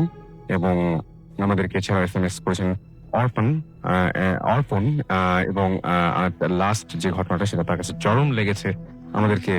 এছাড়াও রিদি SMS করেছেন, লিখেছেন লাভ ভূত FM। আমাদেরকে সাব্বির SMS করেছেন আমাদেরকে। এছাড়াও মিঠু চাটমোহর থেকে। এছাড়াও আমাদেরকে ব্লু ফেরি SMS করেছেন। ফার্স্ট তিনি লাইভ শুনছেন ভূত FM এবং তিনি বলছেন যে লিখেছেন যে ফিলিং সো এক্সাইটেড। অনেক আমাদের SMS করেছেন তিনি এবং তার ওয়াইফ আরমিন গুলশান থেকে ভূত FM শুনছেন। লাবিব ময়মনসিং থেকে আমাদের সঙ্গে রয়েছেন। আমাদের সাথে রয়েছেন মেজবা খুলনা থেকে। এছাড়াও আমাদের সাথে রয়েছেন এই মুহূর্তে দেখতে পাচ্ছি টিজে শিফ নোবেল এবং তারা ঢাকার নাজিমউদ্দিন রোড থেকে আমাদের সাথে রয়েছেন। আমাদের বাঁধন খুলনা আমাদের সাথে রয়েছেন এবং আমাদেরকে মাহিন SMS করেছেন শাওন। এছাড়াও রাজশাহী থেকে SMS করেছেন সাদমান ফাকিব আমাদের SMS করেছেন ঢাকা থেকে, লিখেছেন আই লাভ ভূত FM। আমাদেরকে এছাড়াও রুমি SMS করেছেন ফুলান ঢাকা থেকে, এক দিন ভূত FM শুনছেন। এছাড়াও মাশফিক আমাদের SMS করেছেন মিশু শিপলু জিঞ্জিরা থেকে আমাদের SMS করেছেন। এছাড়াও মিরপুর থেকে SMS করেছেন ফাহিম। ইলিয়াস আমাদের মুক্তাগাছা থেকে SMS করেছেন। আপনি যদি SMS করতে চান মোবাইলের মেসেজ অপশনে গিয়ে টাইপ করুন ফুটি FOORTI স্পেস দিয়ে লিখুন আপনার নাম, স্পেস দিয়ে আপনার মেসেজ পাঠিয়ে দিন 9840 নাম্বারে। ঘড়িতে সময় রাত 1টা, চলছে ভূত FM। আমরা চলে যাব পরবর্তী ঘটনায়। আমাদের পরবর্তী অতিথির কাছে পুরান ঢাকা থেকে দিনার এসেছেন, আমাদের সাথে জয়েন করেছেন আজকে এবং তিনি পুরান ঢাকারই একটা ঘটনা শোনাবেন। চলুন শুনে আসি তার ঘটনা। আসসালামু আলাইকুম লিসেনার্স। আসলে আমি এখন যে ঘটনাটি শেয়ার করছি এটা আমাকে বলেছেন রাজীব ভাই। তো ঘটনাটি রাজীব ভাই এবং রাজীব ভাই ফ্যামিলির প্রায় সবগুলো মেম্বার সবাই ফেস করেন। তো ঘটনাটি ঘটেছে হচ্ছিল পুরনো ঢাকার নবাবগঞ্জ হাজারীবাগ নামে জায়গায় একটি আপনার সালহা স্কুল নামে একটি স্কুল রয়েছে। সেই স্কুলের আশেপাশে কোনো একটি বাসাকে নিয়ে, এবং সেই রাস্তাটার নাম হচ্ছে নীলাম্বর সাহা রোড। তো আমি সরাসরি তার ঘটনায় চলে যাই। তো বাসাটা ছিল ওই রাস্তার মধ্যে সবচেয়ে পুরাতন একটি বাসা। বাসাটা এখনো রয়েছে সেই জায়গায়, 3 তলার একটি বাসা। তো রাজীব ভাইরা যখন সে বাসায় ভাড়া উঠে, তো ভাড়া ওঠার পর আপনার কিছুদিন ওনার ভালোই কাটে। তো তারপর থেকে তারা বিভিন্ন প্যারানর্মাল জিনিস এক্সপিরিয়েন্স করা শুরু করেন। স্পেশালি প্রথম দিকে রাজীব ভাই এক্সপিরিয়েন্স করা শুরু করেন। তো রাজীব ভাই প্রথম যেটা এক্সপিরিয়েন্স করেন সেটা হচ্ছে এরকম যে একদিন রাত 12:30 কি 1টা এরকম একটা সময় হবে, তখন রাজীব ভাই ঘুমাচ্ছিলেন। তো রাজীব ভাই ঘুমের মধ্যে একটা স্বপ্ন দেখছেন, মানে 2 স্বপ্ন দেখতেছেন যে এরকম যে রক্তশূন্য চেহারার মানে কোন একটা মেয়ে মানুষ, তার মনে হচ্ছে যে তার বুকের উপর বসে তার গলা চেপে ধরে আছে। তো তো রাজীব ভাই এটা স্বপ্নে দেখতেছেন এবং উনি চিৎকার করার চেষ্টা করতেছেন স্বপ্নের মধ্যেই। ওনার মনে হচ্ছে যে ওনার গলা দিয়ে কোনো শব্দ বের হচ্ছে না, তো উনি হাত পা নাড়াতে পারছেন না। তো এরকম একটা সময় রাজীব ভাইয়ের ঘুম ভেঙে যায়। তো ঘুম ভেঙে যাওয়ার পর রাজীব ভাই যেটা দেখলেন, মানে সেটা খুবই অবাক করা একটা ব্যাপার ছিল যে ওনার কাছে মনে হলো যে কেউ একজন ওনার রুম থেকে বেরিয়ে জাস্ট বারান্দার দিকে চলে গেল। তো রাজীব ভাই আর সে দিকটা এখন কনসেন্ট্রেট করেনি। তো উনি সরাসরি তার রুম থেকে বেরিয়ে উনি তার প্যারেন্টসকে গিয়ে তার ঘটনাটি বলেন। তখন তার প্যারেন্টসরা যেটা এক্সপ্লেনেশন দেন যে ঘুমের মধ্যে যে বোবা ধরার যে ব্যাপারটা, ওনার প্যারেন্টসরা মূলত এরকম একটা ব্যাখ্যা দেন। তো রাজীব ভাই এটাকে নর্মালি নেন। তো পরের দিন রাত 11:30-12টা একই সময় রাজীব ভাই মানে ঘুমানোর প্রিপারেশন নিচ্ছিলেন, উনি খাটে শুয়েছিলেন। তো রাজীব ভাই লক্ষ্য করতেছেন, তো রাজীব ভাই কিন্তু সবসময় বারান্দার গেটটা খুলে ঘুমাতেন, আর রাস্তার পাশে থাকা যে ল্যাম্প পোস্টটা ছিল সেটার আলোতে ওনার রুমের প্রায় অর্ধেকটা আলো থাকতো রুমের ভিতরে। তো রাজীব ভাই শুয়ে বারান্দার দিকে তাকিয়েছিলেন, তখন উনি লক্ষ্য করলেন যে মনে হচ্ছে কেউ একজন তার দিকে বারান্দা থেকে উকি দিয়ে তাকিয়ে আছে। তো প্রথম থেকে উনি তেমন একটা ইম্পর্টেন্ট দেননি, বাট উনি অনেকক্ষণ লক্ষ্য করার পর দেখলেন যে মনে হচ্ছে যে কোনো মেয়ে জাতীয় মেয়ে হবে, যে যার মনে হচ্ছে যে মাথার সবগুলো চুল ছাড়া এবং সে উকি দিয়ে তার দিকে তাকিয়ে আছে। তো রাজীব ভাই এটা অনেকক্ষণ দেখার পর উনি চিন্তা করলেন যে মানে লাইট জ্বালিয়ে দেখা যায়, যদি কেউ সেখানে দাঁড়িয়ে থাকে তাহলে তো তাকে দেখা যাবে। তো উনি তখন সঙ্গে সঙ্গে রুমের লাইট অন করেন। তো লাইট অন করার পর উনি দেখলেন যে ওখানে কেউ নেই। তখন উনি জাস্ট আবার আরেকটু শিওর হওয়ার জন্য, যেটা বাইরে থেকে কোনো কিছু শ্যাডো পড়েছে কিনা রুমের ভিতরে উনি দেখার জন্য উনি আবার লাইট অফ করেন। তো সেকেন্ড টাইম যখন উনি লাইট অফ করেন তখন কিন্তু উনি ওখানে কোনো শ্যাডো বা অন্য কাউকে দেখতে পাচ্ছিলেন না। তখন রাজীব ভাই ভাবেন যে হয়তো এটা তার হ্যালুসিনেশন হবে, যেহেতু আগের রাতে উনি এরকম একটা দুঃস্বপ্ন দেখছেন। তো যাই হোক, তার 2-1 দিন পর রাজীব ভাই তার রুমে পড়াশোনা করতেছিলেন। তখন রাত কয়টা, 8:30-9টা এরকম একটা সময় হবে। তো রাজীব ভাইয়ের রুমে যে একটা ওয়াশরুমটা ছিল সেটা রাজীব ভাইয়ের পড়ার টেবিল থেকে 2 কি 3 ফিট দূরত্বে ছিল। তো রাজীব ভাই পড়ার অবস্থা লক্ষ্য করলেন যে কেউ একজন তার পাশ দিয়ে এসে সেই ওয়াশরুমের ভিতরে ঢুকলো। তো রাজীব ভাই যথারীতি তার স্টাডি করতেছিলেন। উনি একটা সময় লক্ষ্য করলেন যে ওয়াশরুমের ভিতরে মানে কেউ ট্যাপটা ছেড়ে রাখছে। তো প্রথম উনি ভাবেন যে হয়তো বা কোনো কিছু কাপড় চোপড় ধুচ্ছে হতে পারে সেটার ভিতরে। তো রাজীব ভাই আর সেদিকে কনসেন্ট্রেট করেনি। তো প্রায় অনেকটা সময় পার হয়ে যায়, প্রায় 20-25 মিনিটের মতো হয়ে যায়, কিন্তু দিব্যি ট্যাপটা ওপেন করা এবং সেই ট্যাপ দিয়ে পানি পড়তেছে এবং বালতি উপচে সে পানি নিচে পড়তেছে। তো রাজীব ভাই ভাবেন যে হয়তো তার বোন হবে। তার বাসায় রাজীব ভাই এক ছোট ভাই এবং এক ছোট বোন থাকতেন তার প্যারেন্টসের সাথে। তো রাজীব ভাই একটু ধমকের সুরে বলে যে কলটা বন্ধ করার কথা। তো ওই সময় রাজীব ভাই যেটা মানে ওয়াশরুমের দরজার দিকে তাকে যেটা দেখে সেটা খুবই অবাক করার ব্যাপার ছিল, যে উনি দেখলেন যে ওয়াশরুমের দরজাটা দিব্যি খোলা। মানে যদি কেউ ভিতরে গিয়ে থাকে তাহলে তো দরজাটা ভিতরে বন্ধ করা থাকবে, আর যদি কেউ বের হয়ে যায় মানে অ্যাটলিস্ট ওই ট্যাপটা ওপেন করা যাবে না এবং তাকে ফেস হয়ে যেতে হবে। তো রাজীব ভাই তখন ওয়াশরুমে গিয়ে দেখে যে ট্যাপ দিয়ে পানি পড়তেছে। তো উনি ট্যাপটা ক্লোজ করে দেয়, বন্ধ করে দেওয়ার পর ওনার আম্মাকে গিয়ে বলে যে ওনার ওয়াশরুমে কে গেছেন। তখন ওনার আম্মা বলে যে না, ওনার রুমে কেউ যায়নি। তখন উনি আম্মাকে ব্যাপারটা খুলে বলেন। তো ওনার আম্মা একটু মডার্ন ফ্যামিলি ছিলেন, তো ওনারা এটাকে মানে ভৌতিক ব্যাপার এটা মানতে রাজি ছিলেন না। তো যাই হোক, তার কিছুদিন পর যে ঘটনাটা ঘটে, মানে মূলত সবগুলো ঘটনা কিন্তু রাজীব ভাইয়ের রুম কেন্দ্রিক ছিল। তো তার কিছুদিন পর যে একটা ঘটনা ঘটে সেটা হচ্ছে বিকেলবেলা 3-3:30 এরকম একটা সময় রাজীব ভাই ঘুমাচ্ছিলেন। তো উনি আর একটা সময় ঘুম ভেঙে যায় এবং উনি দেখলেন যে ওনারা কারেন্ট চলে গেছে এবং ফ্যান অফ। তো গরম লাগতেছিল, তো উনি দেয়ালের পাশে উনি ফিরে ঘুমাচ্ছিলেন ঘুম ভেঙে যাওয়ার পর যে অবস্থা।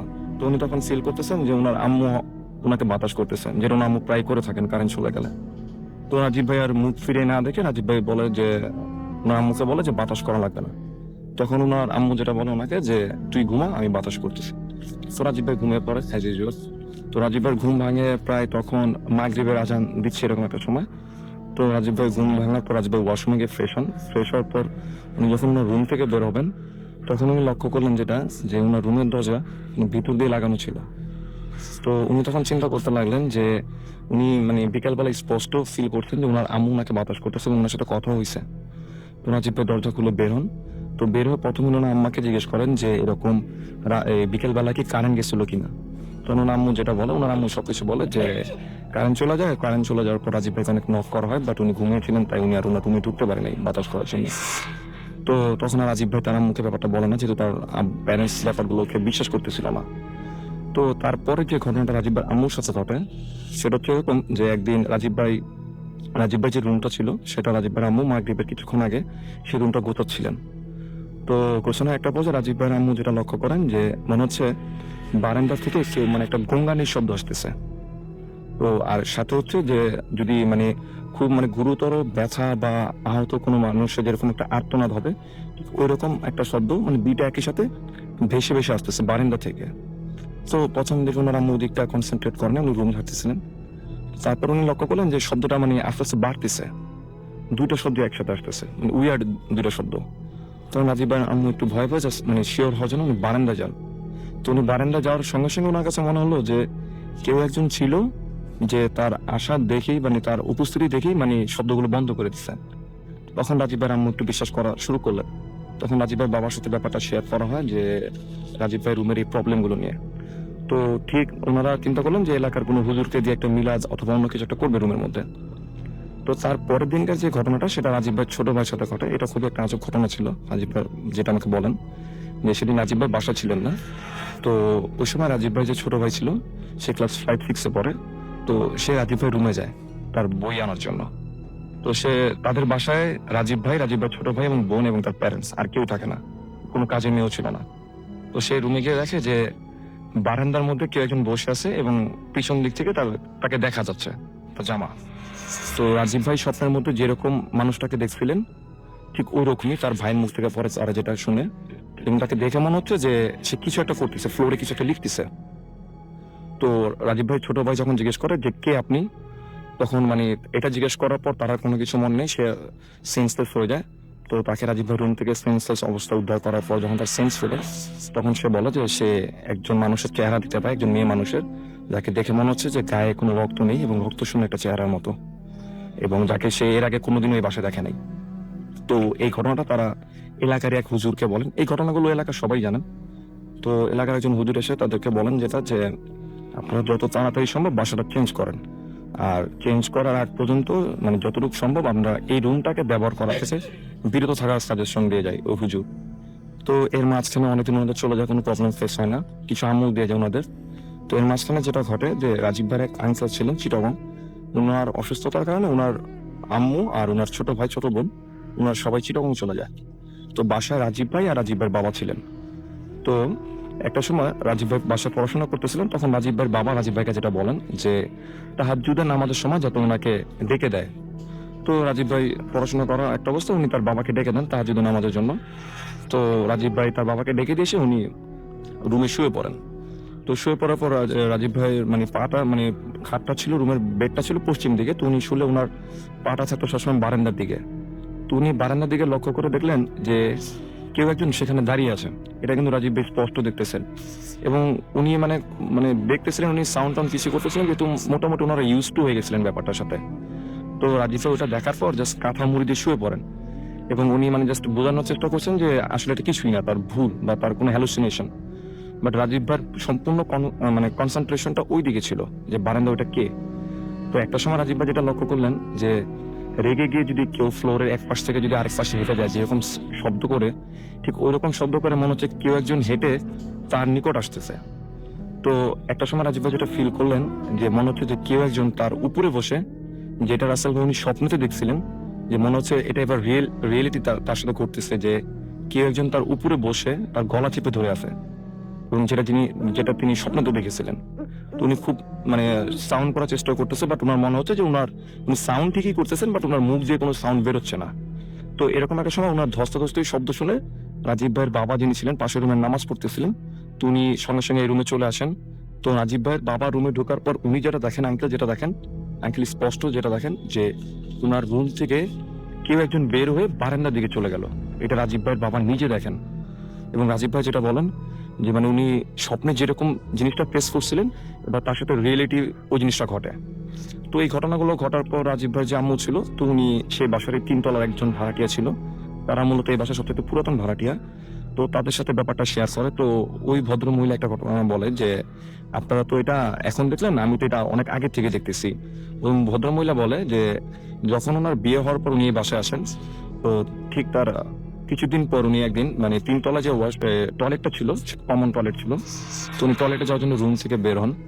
তখন ঠিক রাত 2টা 2:30 সময় তো উনি দেখতেছেন যে টয়লেটের দরজা খোলার পর যে মনে হলো যে কেউ একজন ভিতরে ওয়েট করতেছিল তার দরজা খোলার জন্য, উনি দরজা খুললেই সে ভিতর থেকে বের হবে। তো ওই উপরের ফ্ল্যাটের ভদ্র মহিলাটা বাথরুমের দরজাটা খোলার সঙ্গে সঙ্গেই মনে হলো যে কেউ একজন বের হয়ে গেল, যে তার জন্য ওয়েট করতেছিল যে সে দরজা খুলবে এরকম। তো বের হওয়ার পর সে সোজাসুজি মানে সিঁড়ি দিয়ে নিচে নেমে গেল। তো ওই ভদ্র মহিলা জাস্ট একটু শিওর হওয়ার জন্য যে এটা কি 2 তলার কেউ কিনা, উনি just দেখার জন্য উনিও সিঁড়ি ঘর পর্যন্ত আসে। তখন উনি যেটা লক্ষ্য করলেন যে ওই মহিলাটা টয়লেট থেকে বের হয়ে 2 তলায় না গিয়ে উনি সরাসরি 1 তলায় চলে গেলেন। আর রাসেল ভাই 1 তলাতে বাড়িওয়ালার একটি স্টোর রুম ছিল, প্রথম দিকে ওনার এই বাসাটা থাকতেন, তাই মতো কিছু মালপত্র ছিল 1 তলায়, এছাড়া 1 তলায় কোনো ভাড়াটিই ছিল না। তো এই মহিলা বলে যে আমরা এটা প্রায় ফেস করি।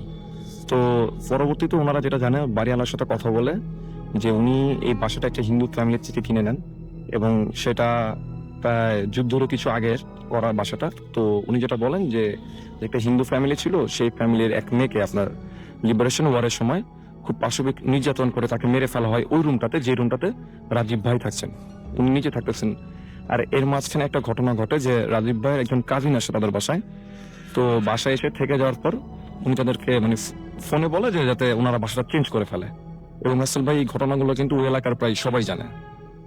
ওকে, অনেক ধন্যবাদ আপনাকে আপনার ঘটনার জন্য। আমরা চলে যাচ্ছি আরো একটা ঘটনায়, যে ঘটনাটি অবশ্যই আমাদের ইমেল এবং তার আগে কিছু SMS এবং কিছু আমরা ফেসবুকে কিছু আপনাদের পাঠানো কমেন্ট পড়তে চাই। আমি দেখতে পাচ্ছি এখানে আমাদের এখানে লিখেছেন যে মারুফ আহমেদ রিয়াদ, মারুফ আহমেদ রিয়াদ আমাদের এখানে লিখেছেন, শামীম ব্যাপারী, এবং এটা হচ্ছে আমার পেজটাতে লিখেছেন যে তিনি UAE থেকে শুনছেন আমাদেরকে।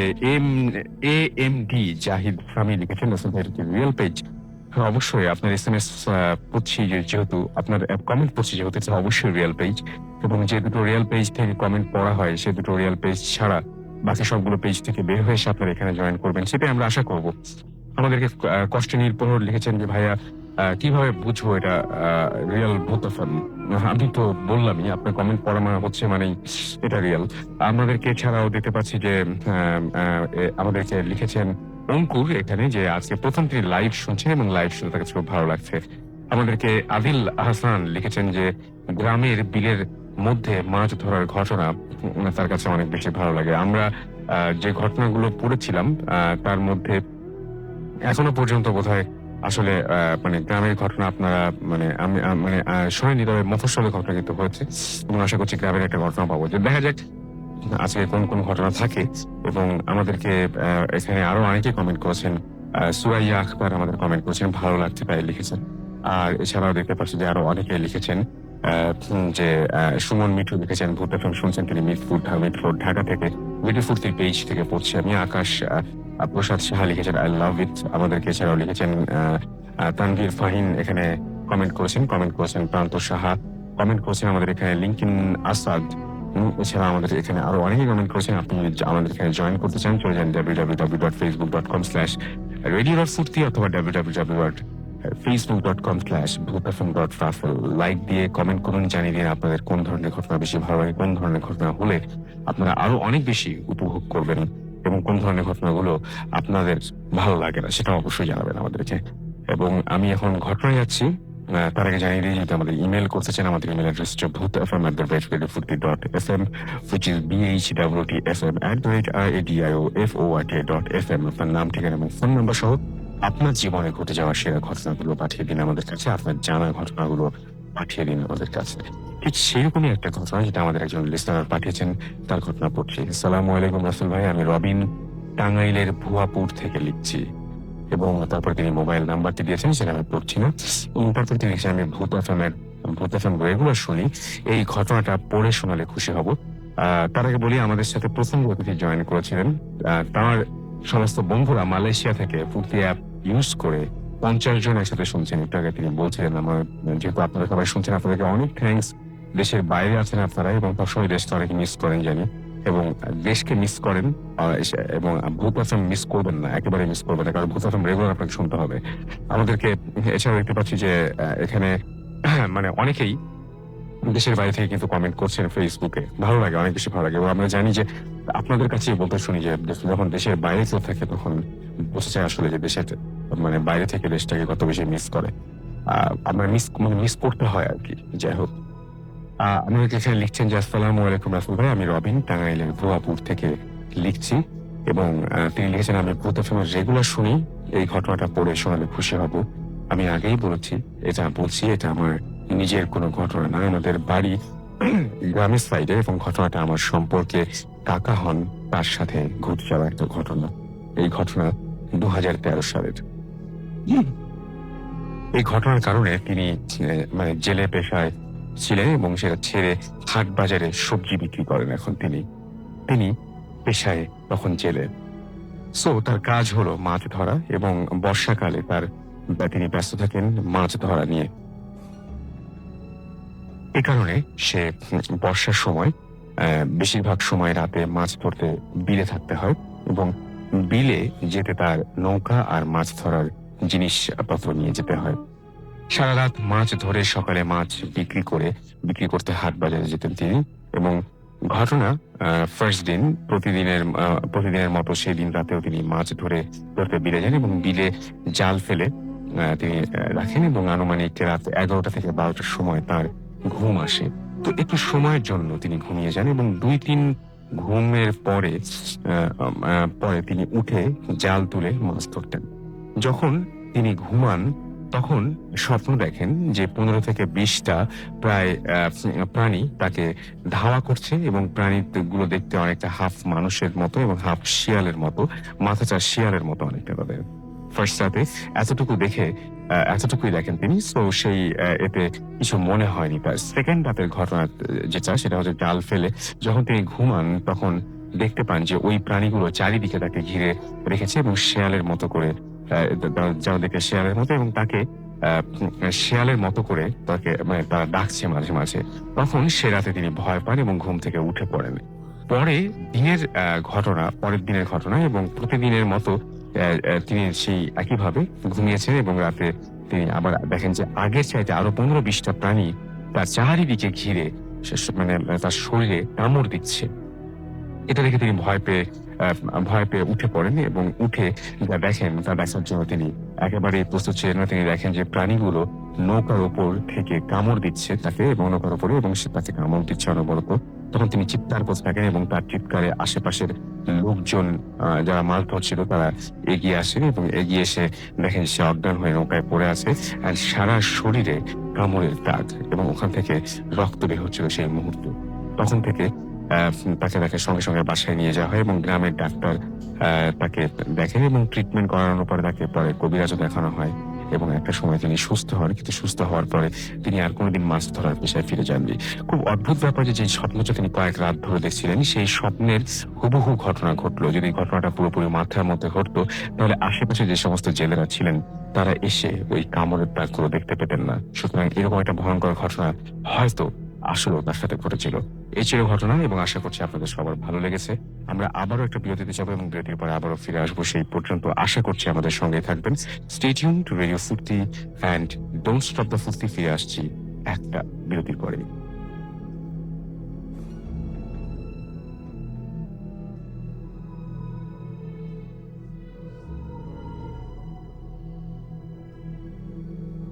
Welcome back. শুনছেন সবসময় রেডিও ফুর্তি 88.2 FM, বাংলাদেশের সর্ববৃহৎ রেডিও নেটওয়ার্ক। আর ঘড়িতে সময় রাত 1:27 আমি রাস্তায় আছি, সাথে আমার সাথে রয়েছে মাসুম এবং আজকের অতিথিরা। এবং আশা করছি যে আপনাদের আজকের যে এপিসোডটি, সেই এপিসোডটি যথেষ্ট উপভোগ করছেন আপনারা, কারণ আপনাদের ফেসবুক, আপনাদের SMS তাই বলছে। এবং আমি দেখতে পাচ্ছি যে অনেকেই অনেক কিছু লিখছেন, সেই বিষয়ে একটু পরেই আসি। আপাতত কিছু SMS চাইছি, SMS না পড়লে আসলে কেমন হয়, কিছু SMS পড়ে ফেলে আমি। এবং অনেকেই আমাদের সাথে এখন SMS করছেন। এই মুহূর্তে সাক্ষাৎ আমাদের SMS করছেন আমাদেরকে দেখতে পাচ্ছি। ইফতিসাফ ফাহিম, তিনি SMS করছেন চিটাগং থেকে, তিনি এক একটা শুনছেন। তামিম কিশোরগঞ্জ থেকে আমাদের SMS করছেন আমাদেরকে দেখতে পাচ্ছি। রোমান ইসলাম ঢাকা থেকে, এছাড়াও আমাদেরকে মিম এবং মেহেদি SMS করেছেন, এবং আমাদেরকে এছাড়াও SMS করেছেন দেখতে পাচ্ছি জ্যাকলিন যশোর থেকে, আমাদেরকে রহিম মিরপুর 1 থেকে SMS করেছেন আমাদেরকে ইয়াসিন, এবং আমাদেরকে SMS, এবং তিনি আমি সাইমা মাহাতি, শম্পা আন্টি, কাকন আন্টি, আম্মু এবং নানু, আমরা সবাই লাইট বন্ধ করে ভূত এফএম শুনছি। সাদমান সাকিব আবারও SMS করেছেন আমাদেরকে, ডিজে রাজ এছাড়াও ইরফান আমাদের এসএমএস করেছেন রাজশাহী থেকে, এবং আমাদেরকে এসএমএস করেছেন দেখতে পাচ্ছি বিথি, এবং আমাদেরকে এসএমএস করেছেন আলিফ উত্তরা থেকে। রিমি আমাদের এসএমএস করেছেন আমাদেরকে দিবেশ, এবং আমাদের এসএমএস করেছেন দেখতে পাচ্ছি পাপড়ি এবং ফুয়াদ ভূতের গলি থেকে, এবং আমাদেরকে এসএমএস করেছেন দেখতে পাচ্ছি এছাড়াও ঝর্ণা, এবং আমাদেরকে টুকটুকি এসএমএস করেছেন আমাদেরকে আরো অনেকেই। আপনি যদি এসএমএস করতে চান মোবাইলের মেসেজ আপনি কি টাইপ করুন ফুর্তি FORTI ফুর্তি স্পেস দিয়ে আপনার নাম স্পেস দিয়ে আপনার মেসেজ 53940 নাম্বারে। আমাদের ইমেল করতে চাইলে আমাদের ইমেল অ্যাড্রেস হচ্ছে bhutfm@radiofuርቲ.fm which is BHWTFM@radiofuርቲ.fm। আপনার নাম ঠিকানা এবং ফোন নাম্বার সহ আপনার জীবনে ঘটে যাওয়া আপনার জানা সেরা ঘটনাটি পাঠিয়ে দিন আমাদের কাছে। চলে যাচ্ছি বাবু ভাইয়ের কাছে তার পরবর্তী ঘটনার জন্য। সো ভাই, এটা আপনার এখন যে কাহিনীটা বলবো এটা আমার লাইফের একটা কাহিনী। হ্যাঁ, মানে অনেক আগের, তখন আমি সম্ভবত ক্লাস 8-9 পড়ি আর কি, এরকম মানে এক্স্যাক্টলি মনে করতে পারছি না, বাট 8-9 এরকম পড়ি আর কি স্কুলে। তো তখন আমার একটা রেসিং বাইসাইকেল ছিল আর কি, 10 স্পিড রেসার। তো ওটা নিয়ে সন্ধ্যার পরে আর কি 8টা-9টার পরে আমি বাসার থেকে লুকিয়ে বের হতাম আর কি চালানোর জন্য। আচ্ছা, তো ওই সময় আপনার লালমাটিয়া সন্ধ্যার পরে পুরাই আপনার নিস্তব্ধ হয়ে যেত, মানে 8টা-9টার পরে লালমাটিয়াতে জনমানব শূন্য হয়ে যেত আপনার। বিশেষ করে আপনার মহিলা কলেজের পরে বা স্কুলের পরে, গার্লস স্কুলের পরে যে রাস্তাটা মানুষই থাকতো না।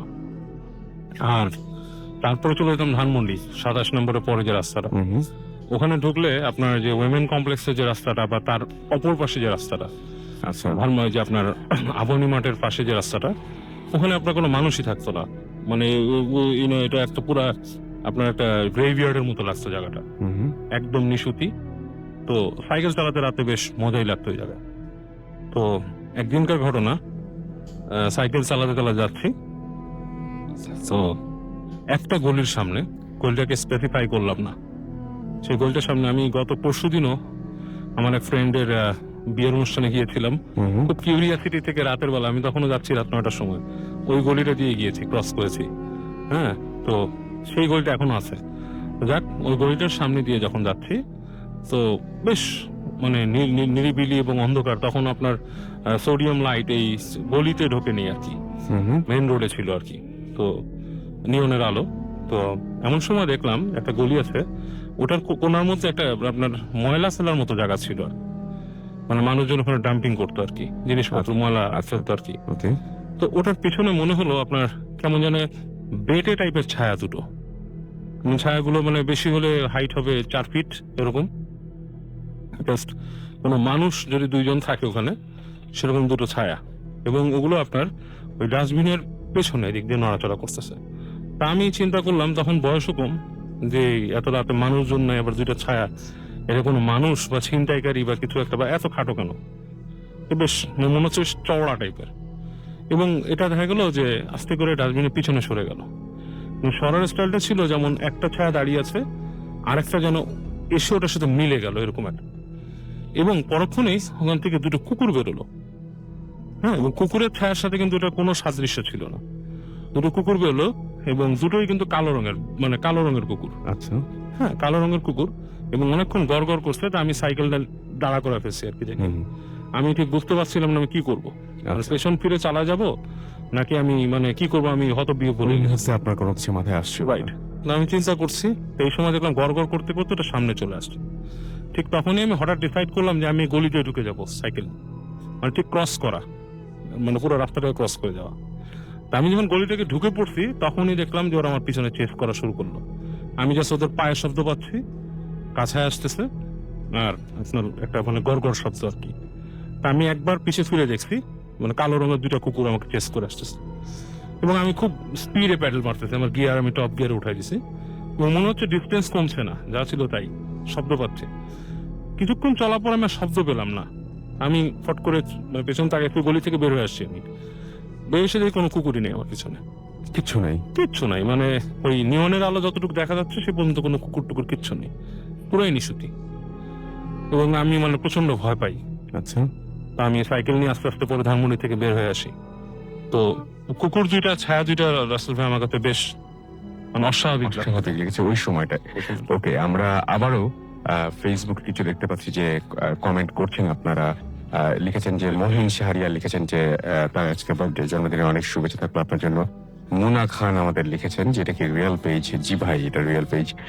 আমাদেরকে জীবন আহমেদ লিখেছেন এবং তিনি হচ্ছে গ্রামের যে ভূতের ঘটনা শোনান। আমরা একটু আগে যেটা শোনালাম সেটা তো ভাই গ্রামের ছিল বোধ হয় না, ভুয়াপুরে যে ঘটনাটা আমরা শোনালাম।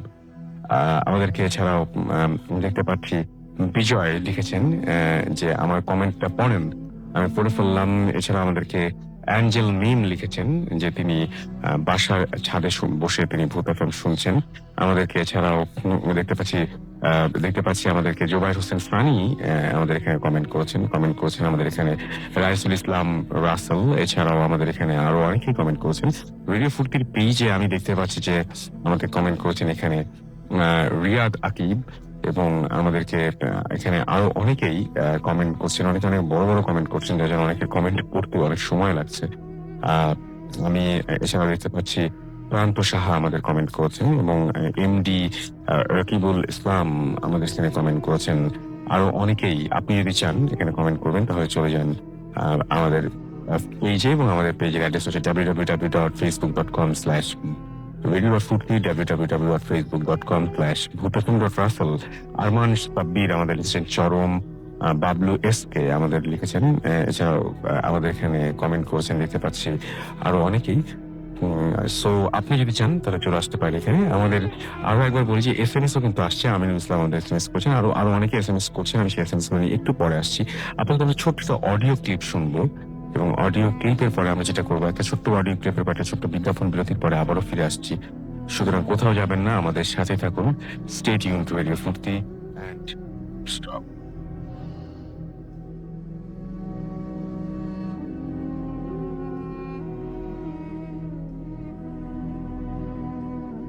Mood FM. The night comes alive with coming for.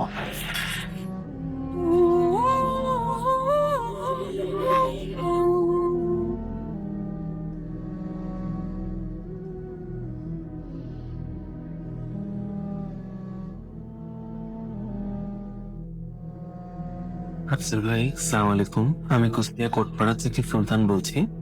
আমি বিজনেস অ্যাডমিনিস্ট্রেশনে মাস্টার্স করছি আইইউপি থেকে। আমি একটা ঘটনা শেয়ার করতে চাচ্ছি অনেকদিন থেকেই, কিন্তু করব করে করা হয়নি। আমার ঘটনাটা কুষ্টিয়াতে আমার কিছু বন্ধুর সাথে 2010 সালে কুরবানি ঈদের 3 দিন পরের ঘটনা এটা। আমার সব যে ফ্রেন্ড গুলো একসাথে আমরা থাকি, সবাই আমরা আইইউবিতেই পড়ি।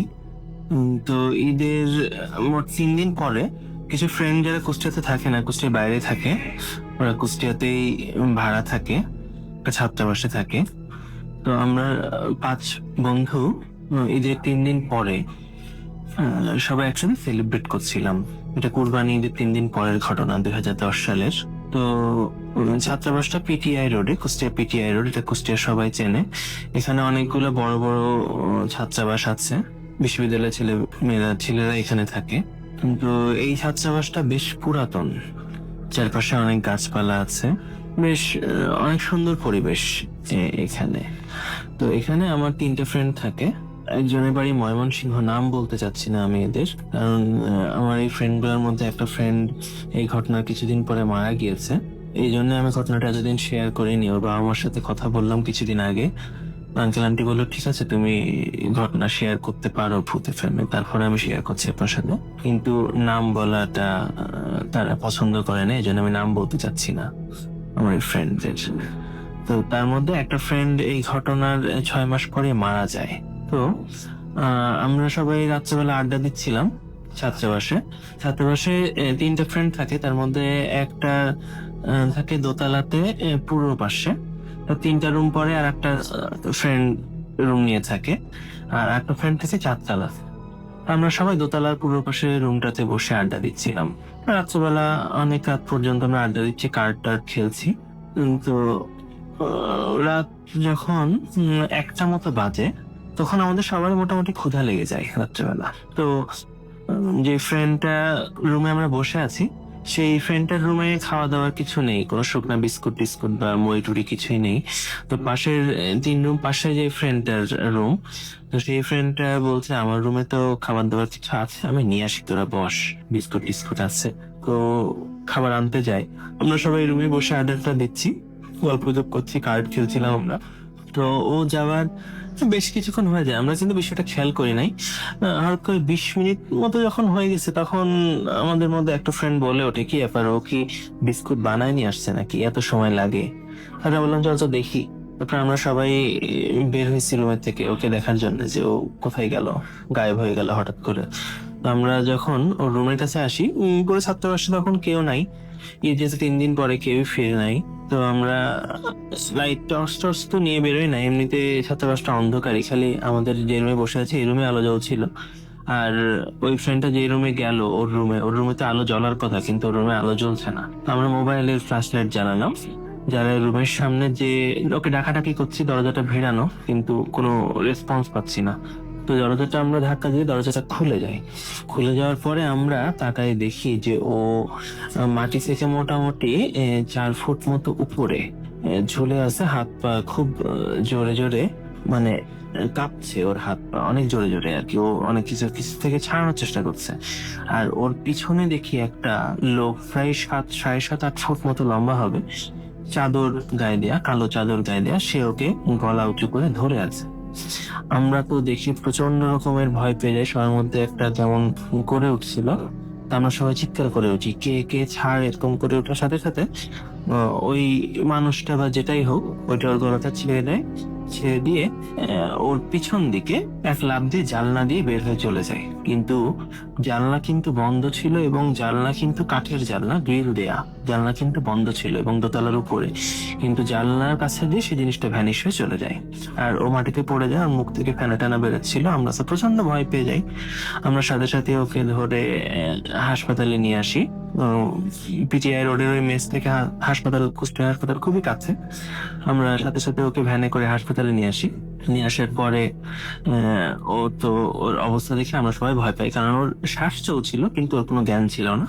ওর বাড়ি ছিল ময়মনসিংহ, আমরা ওর বাড়িতে ফোন দেই সাথে সাথে, যে ওর আব্বু আম্মুকে জানাই, ইনফর্ম করি যে একটু ঝামেলা হয়েছে, আপনারা কুষ্টিয়াতে আসেন।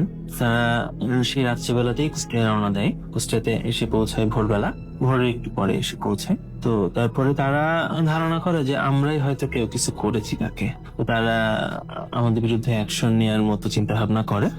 তো আমরা বলি যে আঙ্কেল আন্টি আপনারা একটু ওয়েট করেন ওর জ্ঞান ফেরা পর্যন্ত। ডাক্তার বলছে যে জ্ঞান ফিরবে, 1-2 দিনের মধ্যে জ্ঞান ফিরবে। তো ওর তারপরে জ্ঞান ফেরার পরে ও কথা বলতে পারে না, কিন্তু ওর জ্ঞান ফেরে। ও ইশারায় তো বোঝায় যে আমরা কিছু করি নাই, আমাদের বিরুদ্ধে কিছু করা দরকার নাই। তো ও জ্ঞান ফেরার পরে আমরা নিশ্চিন্ত হই, কিন্তু যেটা ঘটে এটা নিয়ে আমরা খুবই ভয় পাই।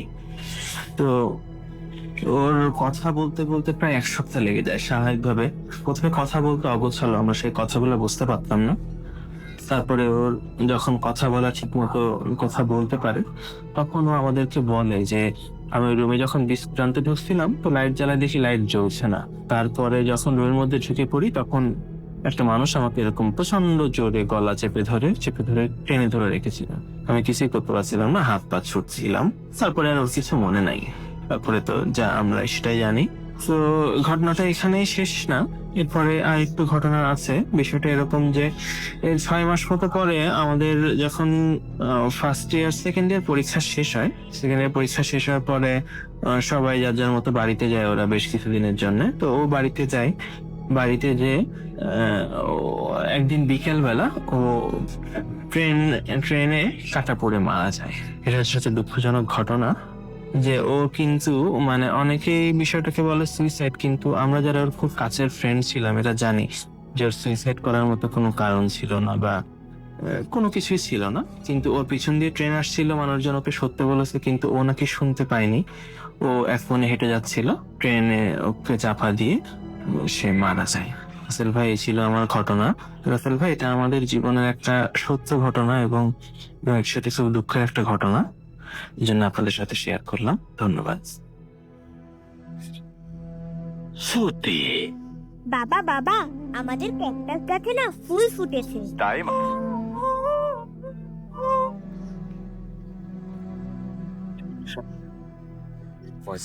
বাংলাদেশের সর্ববৃহৎ রেডিও নেটওয়ার্ক। আমি রাসেল আজির সাথে আমার সাথে রয়েছে মাসুম এবং আজকের অতিথিরা সাবরিন, ইয়াসমিন আমাদের এসএমএস করছেন জান্নাত বাগেরহাট থেকে, জুয়েল আমাদের এসএমএস করছেন বাগেরহাট থেকে, সাকিম এবং মামুন হবিগঞ্জ থেকে আমাদের এসএমএস করছেন, নিরয় আমাদের এসএমএস করছেন, অনেকদিন পর তিনি ভূত এফএম শুনছেন এবং আমাদেরকে তিনি বলছেন যে স্যার ভয় লাগছে না। মাহমুদা আমাদের এসএমএস করেছেন গাজীপুর থেকে, নাফি আমাদের এসএমএস করেছেন, তিনি লিখেছেন তার কাছে ভয় লাগছে, কালকে ফাইনাল এক্সাম স্টিল ভূত এফএম শুনছেন, নামটা লেখেননি আপনার। আনোয়ার আমাদের এসএমএস করেছেন, নাইস স্টোরি। রনি আমাদের এসএমএস করেছেন কানাডা থেকে, বাংলাদেশে এসে তিনি লাইভ এখন ভূত এফএম শুনছেন। আলিফ ইসলাম উত্তর থেকে আমাদের এসএমএস করেছেন, ফার্স্ট ঘটনাটা তার কাছে অনেক ভালো লেগেছে। এছাড়াও আমাদেরকে এসএমএস করেছেন, এখানে দেখতে পাচ্ছি মালা লালবাগ থেকে, তিনি লিখেছেন ভাই আমি কিছু ঘটনা শেয়ার করতে আসতে চাই, আপনি আপনার ঘটনাগুলো শেয়ার করুন সবার আগে boothfm@radiofurti.fm, এখানে আপনি ইমেইল করে দেন আপনার ঘটনাটা এবং সিলেক্টেড হলে ডেফিনেটলি আপনি একটা আমরা আপনাকে ইনভাইট করব। মামুন ফরিদাবাদ ঢাকা থেকে লিখেছেন, সেকেন্ড স্টোরিটা তার কাছে ভালো লেগেছে। সাজ্জাদ আমাদের এসএমএস করেছেন, এরপর অনেক পছন্দের একটা শো সেটা তিনি জানিয়েছেন এবং তার এসএমএস তিনি পড়তে বলেছেন এবং তিনি কুমিল্লা থেকে এসএমএসটি পাঠিয়েছেন। মুস্তাক আমাদেরকে সিরাজগঞ্জ থেকে এসএমএস করেছেন এবং তিনি বলেছেন ছোট্ট বেবি মাহিশা এবং তার ওয়াইফ তাবাসসুম তারা সবাই একসাথে ভূত এফএম শুনছেন, কারণ লিখেছেন যে উই লাভ ভূত এফএম, সো এই জন্য তারা শুনছেন। অনেক ধন্যবাদ আপনাদের সবাইকে। আমরা চলে যাবো বাবুয়ের ঘটনায় এবং আমরা ছোট করেই শুনি ঘটনাটা, যেহেতু হাতে খুব সময়। থ্যাংক ইউ রাসেল ভাই। এই ঘটনাটা হচ্ছে আপনার উত্তরা একটা জায়গার।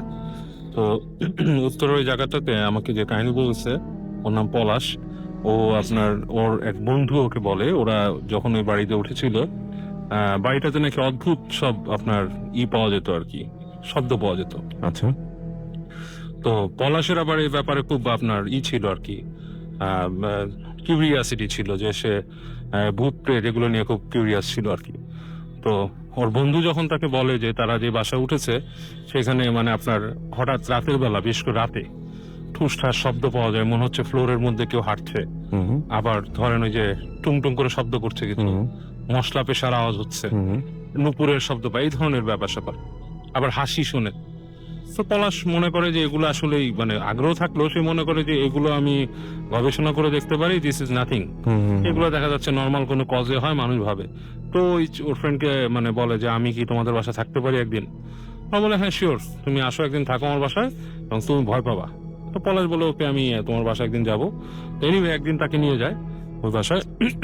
রাতের বেলা ওরা খাওয়া দাওয়া করে, ছাদের মধ্যে সিগারেট খায়, ছাদটা বেশ বড় এবং তখন ওই বাসার আশেপাশে আপনার কোনো জনবসতি বেশ কিছু দূর পর্যন্ত ছিল না, দূরের প্লট গুলো। তো পলাশ চলে আসে ওদের সাথে, রুমের মধ্যে ঘুমিয়ে থাকে। তো যখন ঘুমায় প্রথম যে শব্দটা পলাশও পায় সেটা হচ্ছে আপনার রাত 1টার দিকে আসি, মশলা পেশার শব্দটা মনে হচ্ছে ঘর ঘর ঘর ঘর ঘর ঘর করে কেউ মশলা পেশছে। তো পলাশ কিছুক্ষণ শুনে সে মনে মনে হাসে, বলে এটাতে আমি সলভ করে ফেলছি, মশলা পেশার শব্দ কি। তো সে মানে এটাকে খুব ইজিলি নিয়ে ফেলে। তারপরে টুকটাক টুকটাক শব্দ হয়, সে মনে করে যে রাতের মধ্যে হতেই পারে তেলাপোকা ইঁদুর কিছু চলাফেরা করে বাসায়, যদিও ফ্ল্যাট বাড়ি, সেখানে তেলাপোকা থাকেই, হ্যাঁ, এবং ইঁদুর থাকেই। তো সে এইসব অ্যান্সার নিয়ে পরের দিন ওকে বলে যে তোমার এটার সলভ আমি করে দিচ্ছি, কি প্রবলেম? বলে যে তোমার বাসার নিচতলায় যে ঘরটা, ওইটা কে থাকে? বলে আমার খালাতো ভাই থাকে। বলে ওনার রুমে ফ্যান চলে, ফ্যানের শব্দ, নিচতলায় ফ্যানের শব্দ, নিচ ঠিক ইমিডিয়েট নিচে, সেটা যখন চলে তখন ফ্যানের থেকে শব্দ হয়, সেটা মশলা পেশার শব্দ মনে হয়। তো চলে আসে নিচতলায় এসে দেখায় যে ওই রুমে মানে কোনো ফ্যান নাই, যে রুমটাতে সে দেখা ওই রুমে আসলে মানে সিলিং ফ্যান নাই, কোনো আপনার একটা টেবিল ফ্যান আছে আর কি, প্যাডেল স্ট্যান্ড ফ্যান আছে, সিলিং ফ্যান নাই। তো তখন পলাশ বেশ ধাক্কা খায়, সে মনে করে যে এরকম, এবং পলাশ মানে এটা ধারণা করে নিছে যে আসলে এই মশলা পেশার শব্দটা অনেক সময় ফ্যান থেকে হয়, হ্যাঁ। তো সেটা ধারণা করে নিচ্ছিল, কিন্তু যখন সে ফ্যান দেখে না সেটা ধাক্কা খায়। তো পরের দিন বলে যে আমি আরেকদিন থাকতে চাই তোমার বাসায়, এই শব্দ হয় কিনা। তো ওই বাসায় ও পরের দিন রাতেও থাকে ওখানে। তো দ্বিতীয় দিন থাকার পর যেটা সে মানে আপনার করে, এটা কিন্তু আরো বড় করে বললে মানে ভালো মতো বলা যেত, শর্টে বলতেছি রাসেল ভাই, মানে মাঝখানের জিনিস বাদ দিয়ে। তো দ্বিতীয় দিন যে সেটা করে, একদম মানে শুয়েছে, মশলা পেশার শব্দটা হয় এবং বেশ জোরে সোরে হওয়া শুরু করে, এবং এখানে যেটা হয় সেটা মনে হয় কেউ যেন ছেঁচতেছে মশলা, মানে জাস্ট পেশানা ছেঁচতেছে, হ্যাঁ। তো ও উঠে দাঁড়ায়, উঠে যে কোথায় শব্দটা হচ্ছে, ও রুমের দরজা খুলে ওকে যে রুমটায় থাকতে দিয়েছিল সেটা থেকে সোজা বেরোলো সে ডাইনিং স্পেস, এবং এই পাশে তার ডান দিকেই রুম আছে, আর সোজা রাস্তা মানে ওই পাশে যে তাদের ড্রয়িং রুম স্টাডি রুম ওই পাশে। হুম হুম। তো ও যখন হেঁটে ওইদিকে পার হচ্ছে, হাতের ডান দিকে দেখে আপনার রান্নাঘর, এবং শব্দটা কিন্তু রান্নাঘর থেকে আসতেছে।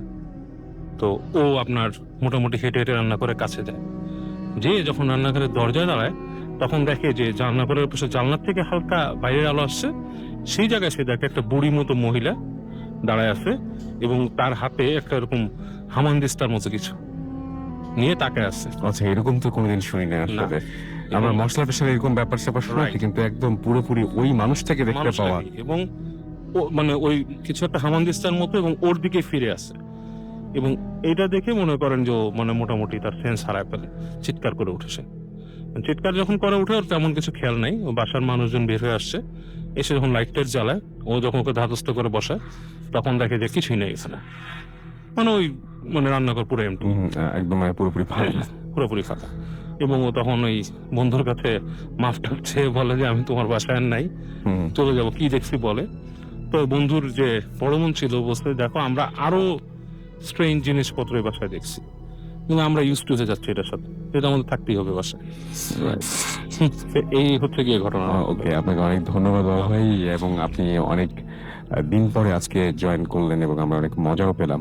সে সাথে দেখতে পাচ্ছি যে অনেকে ফেসবুকে আমাদের লিখছেন যে অডিও ক্লিপ গুলো নাইস লিখছেন। সিয়াম হোসেন আমাদেরকে আরো অনেকেই এমডি ফয়সাল আহমেদ লিখেছেন যে রাসেল ভাই ঘোষণাটি খুব ভালো লাগলো, যেটা এই মত মাত্র বাবু ভাই বলছিলেন আমাদেরকে। এছাড়াও দেখতে পাচ্ছি যে সুগ্রীব দাস লিখেছেন ময়মনসিং থেকে, এটা কি আচ্ছা এখন সবাই একই কথা জিজ্ঞেস করছেন যে এটা আসল পেজ কিনা।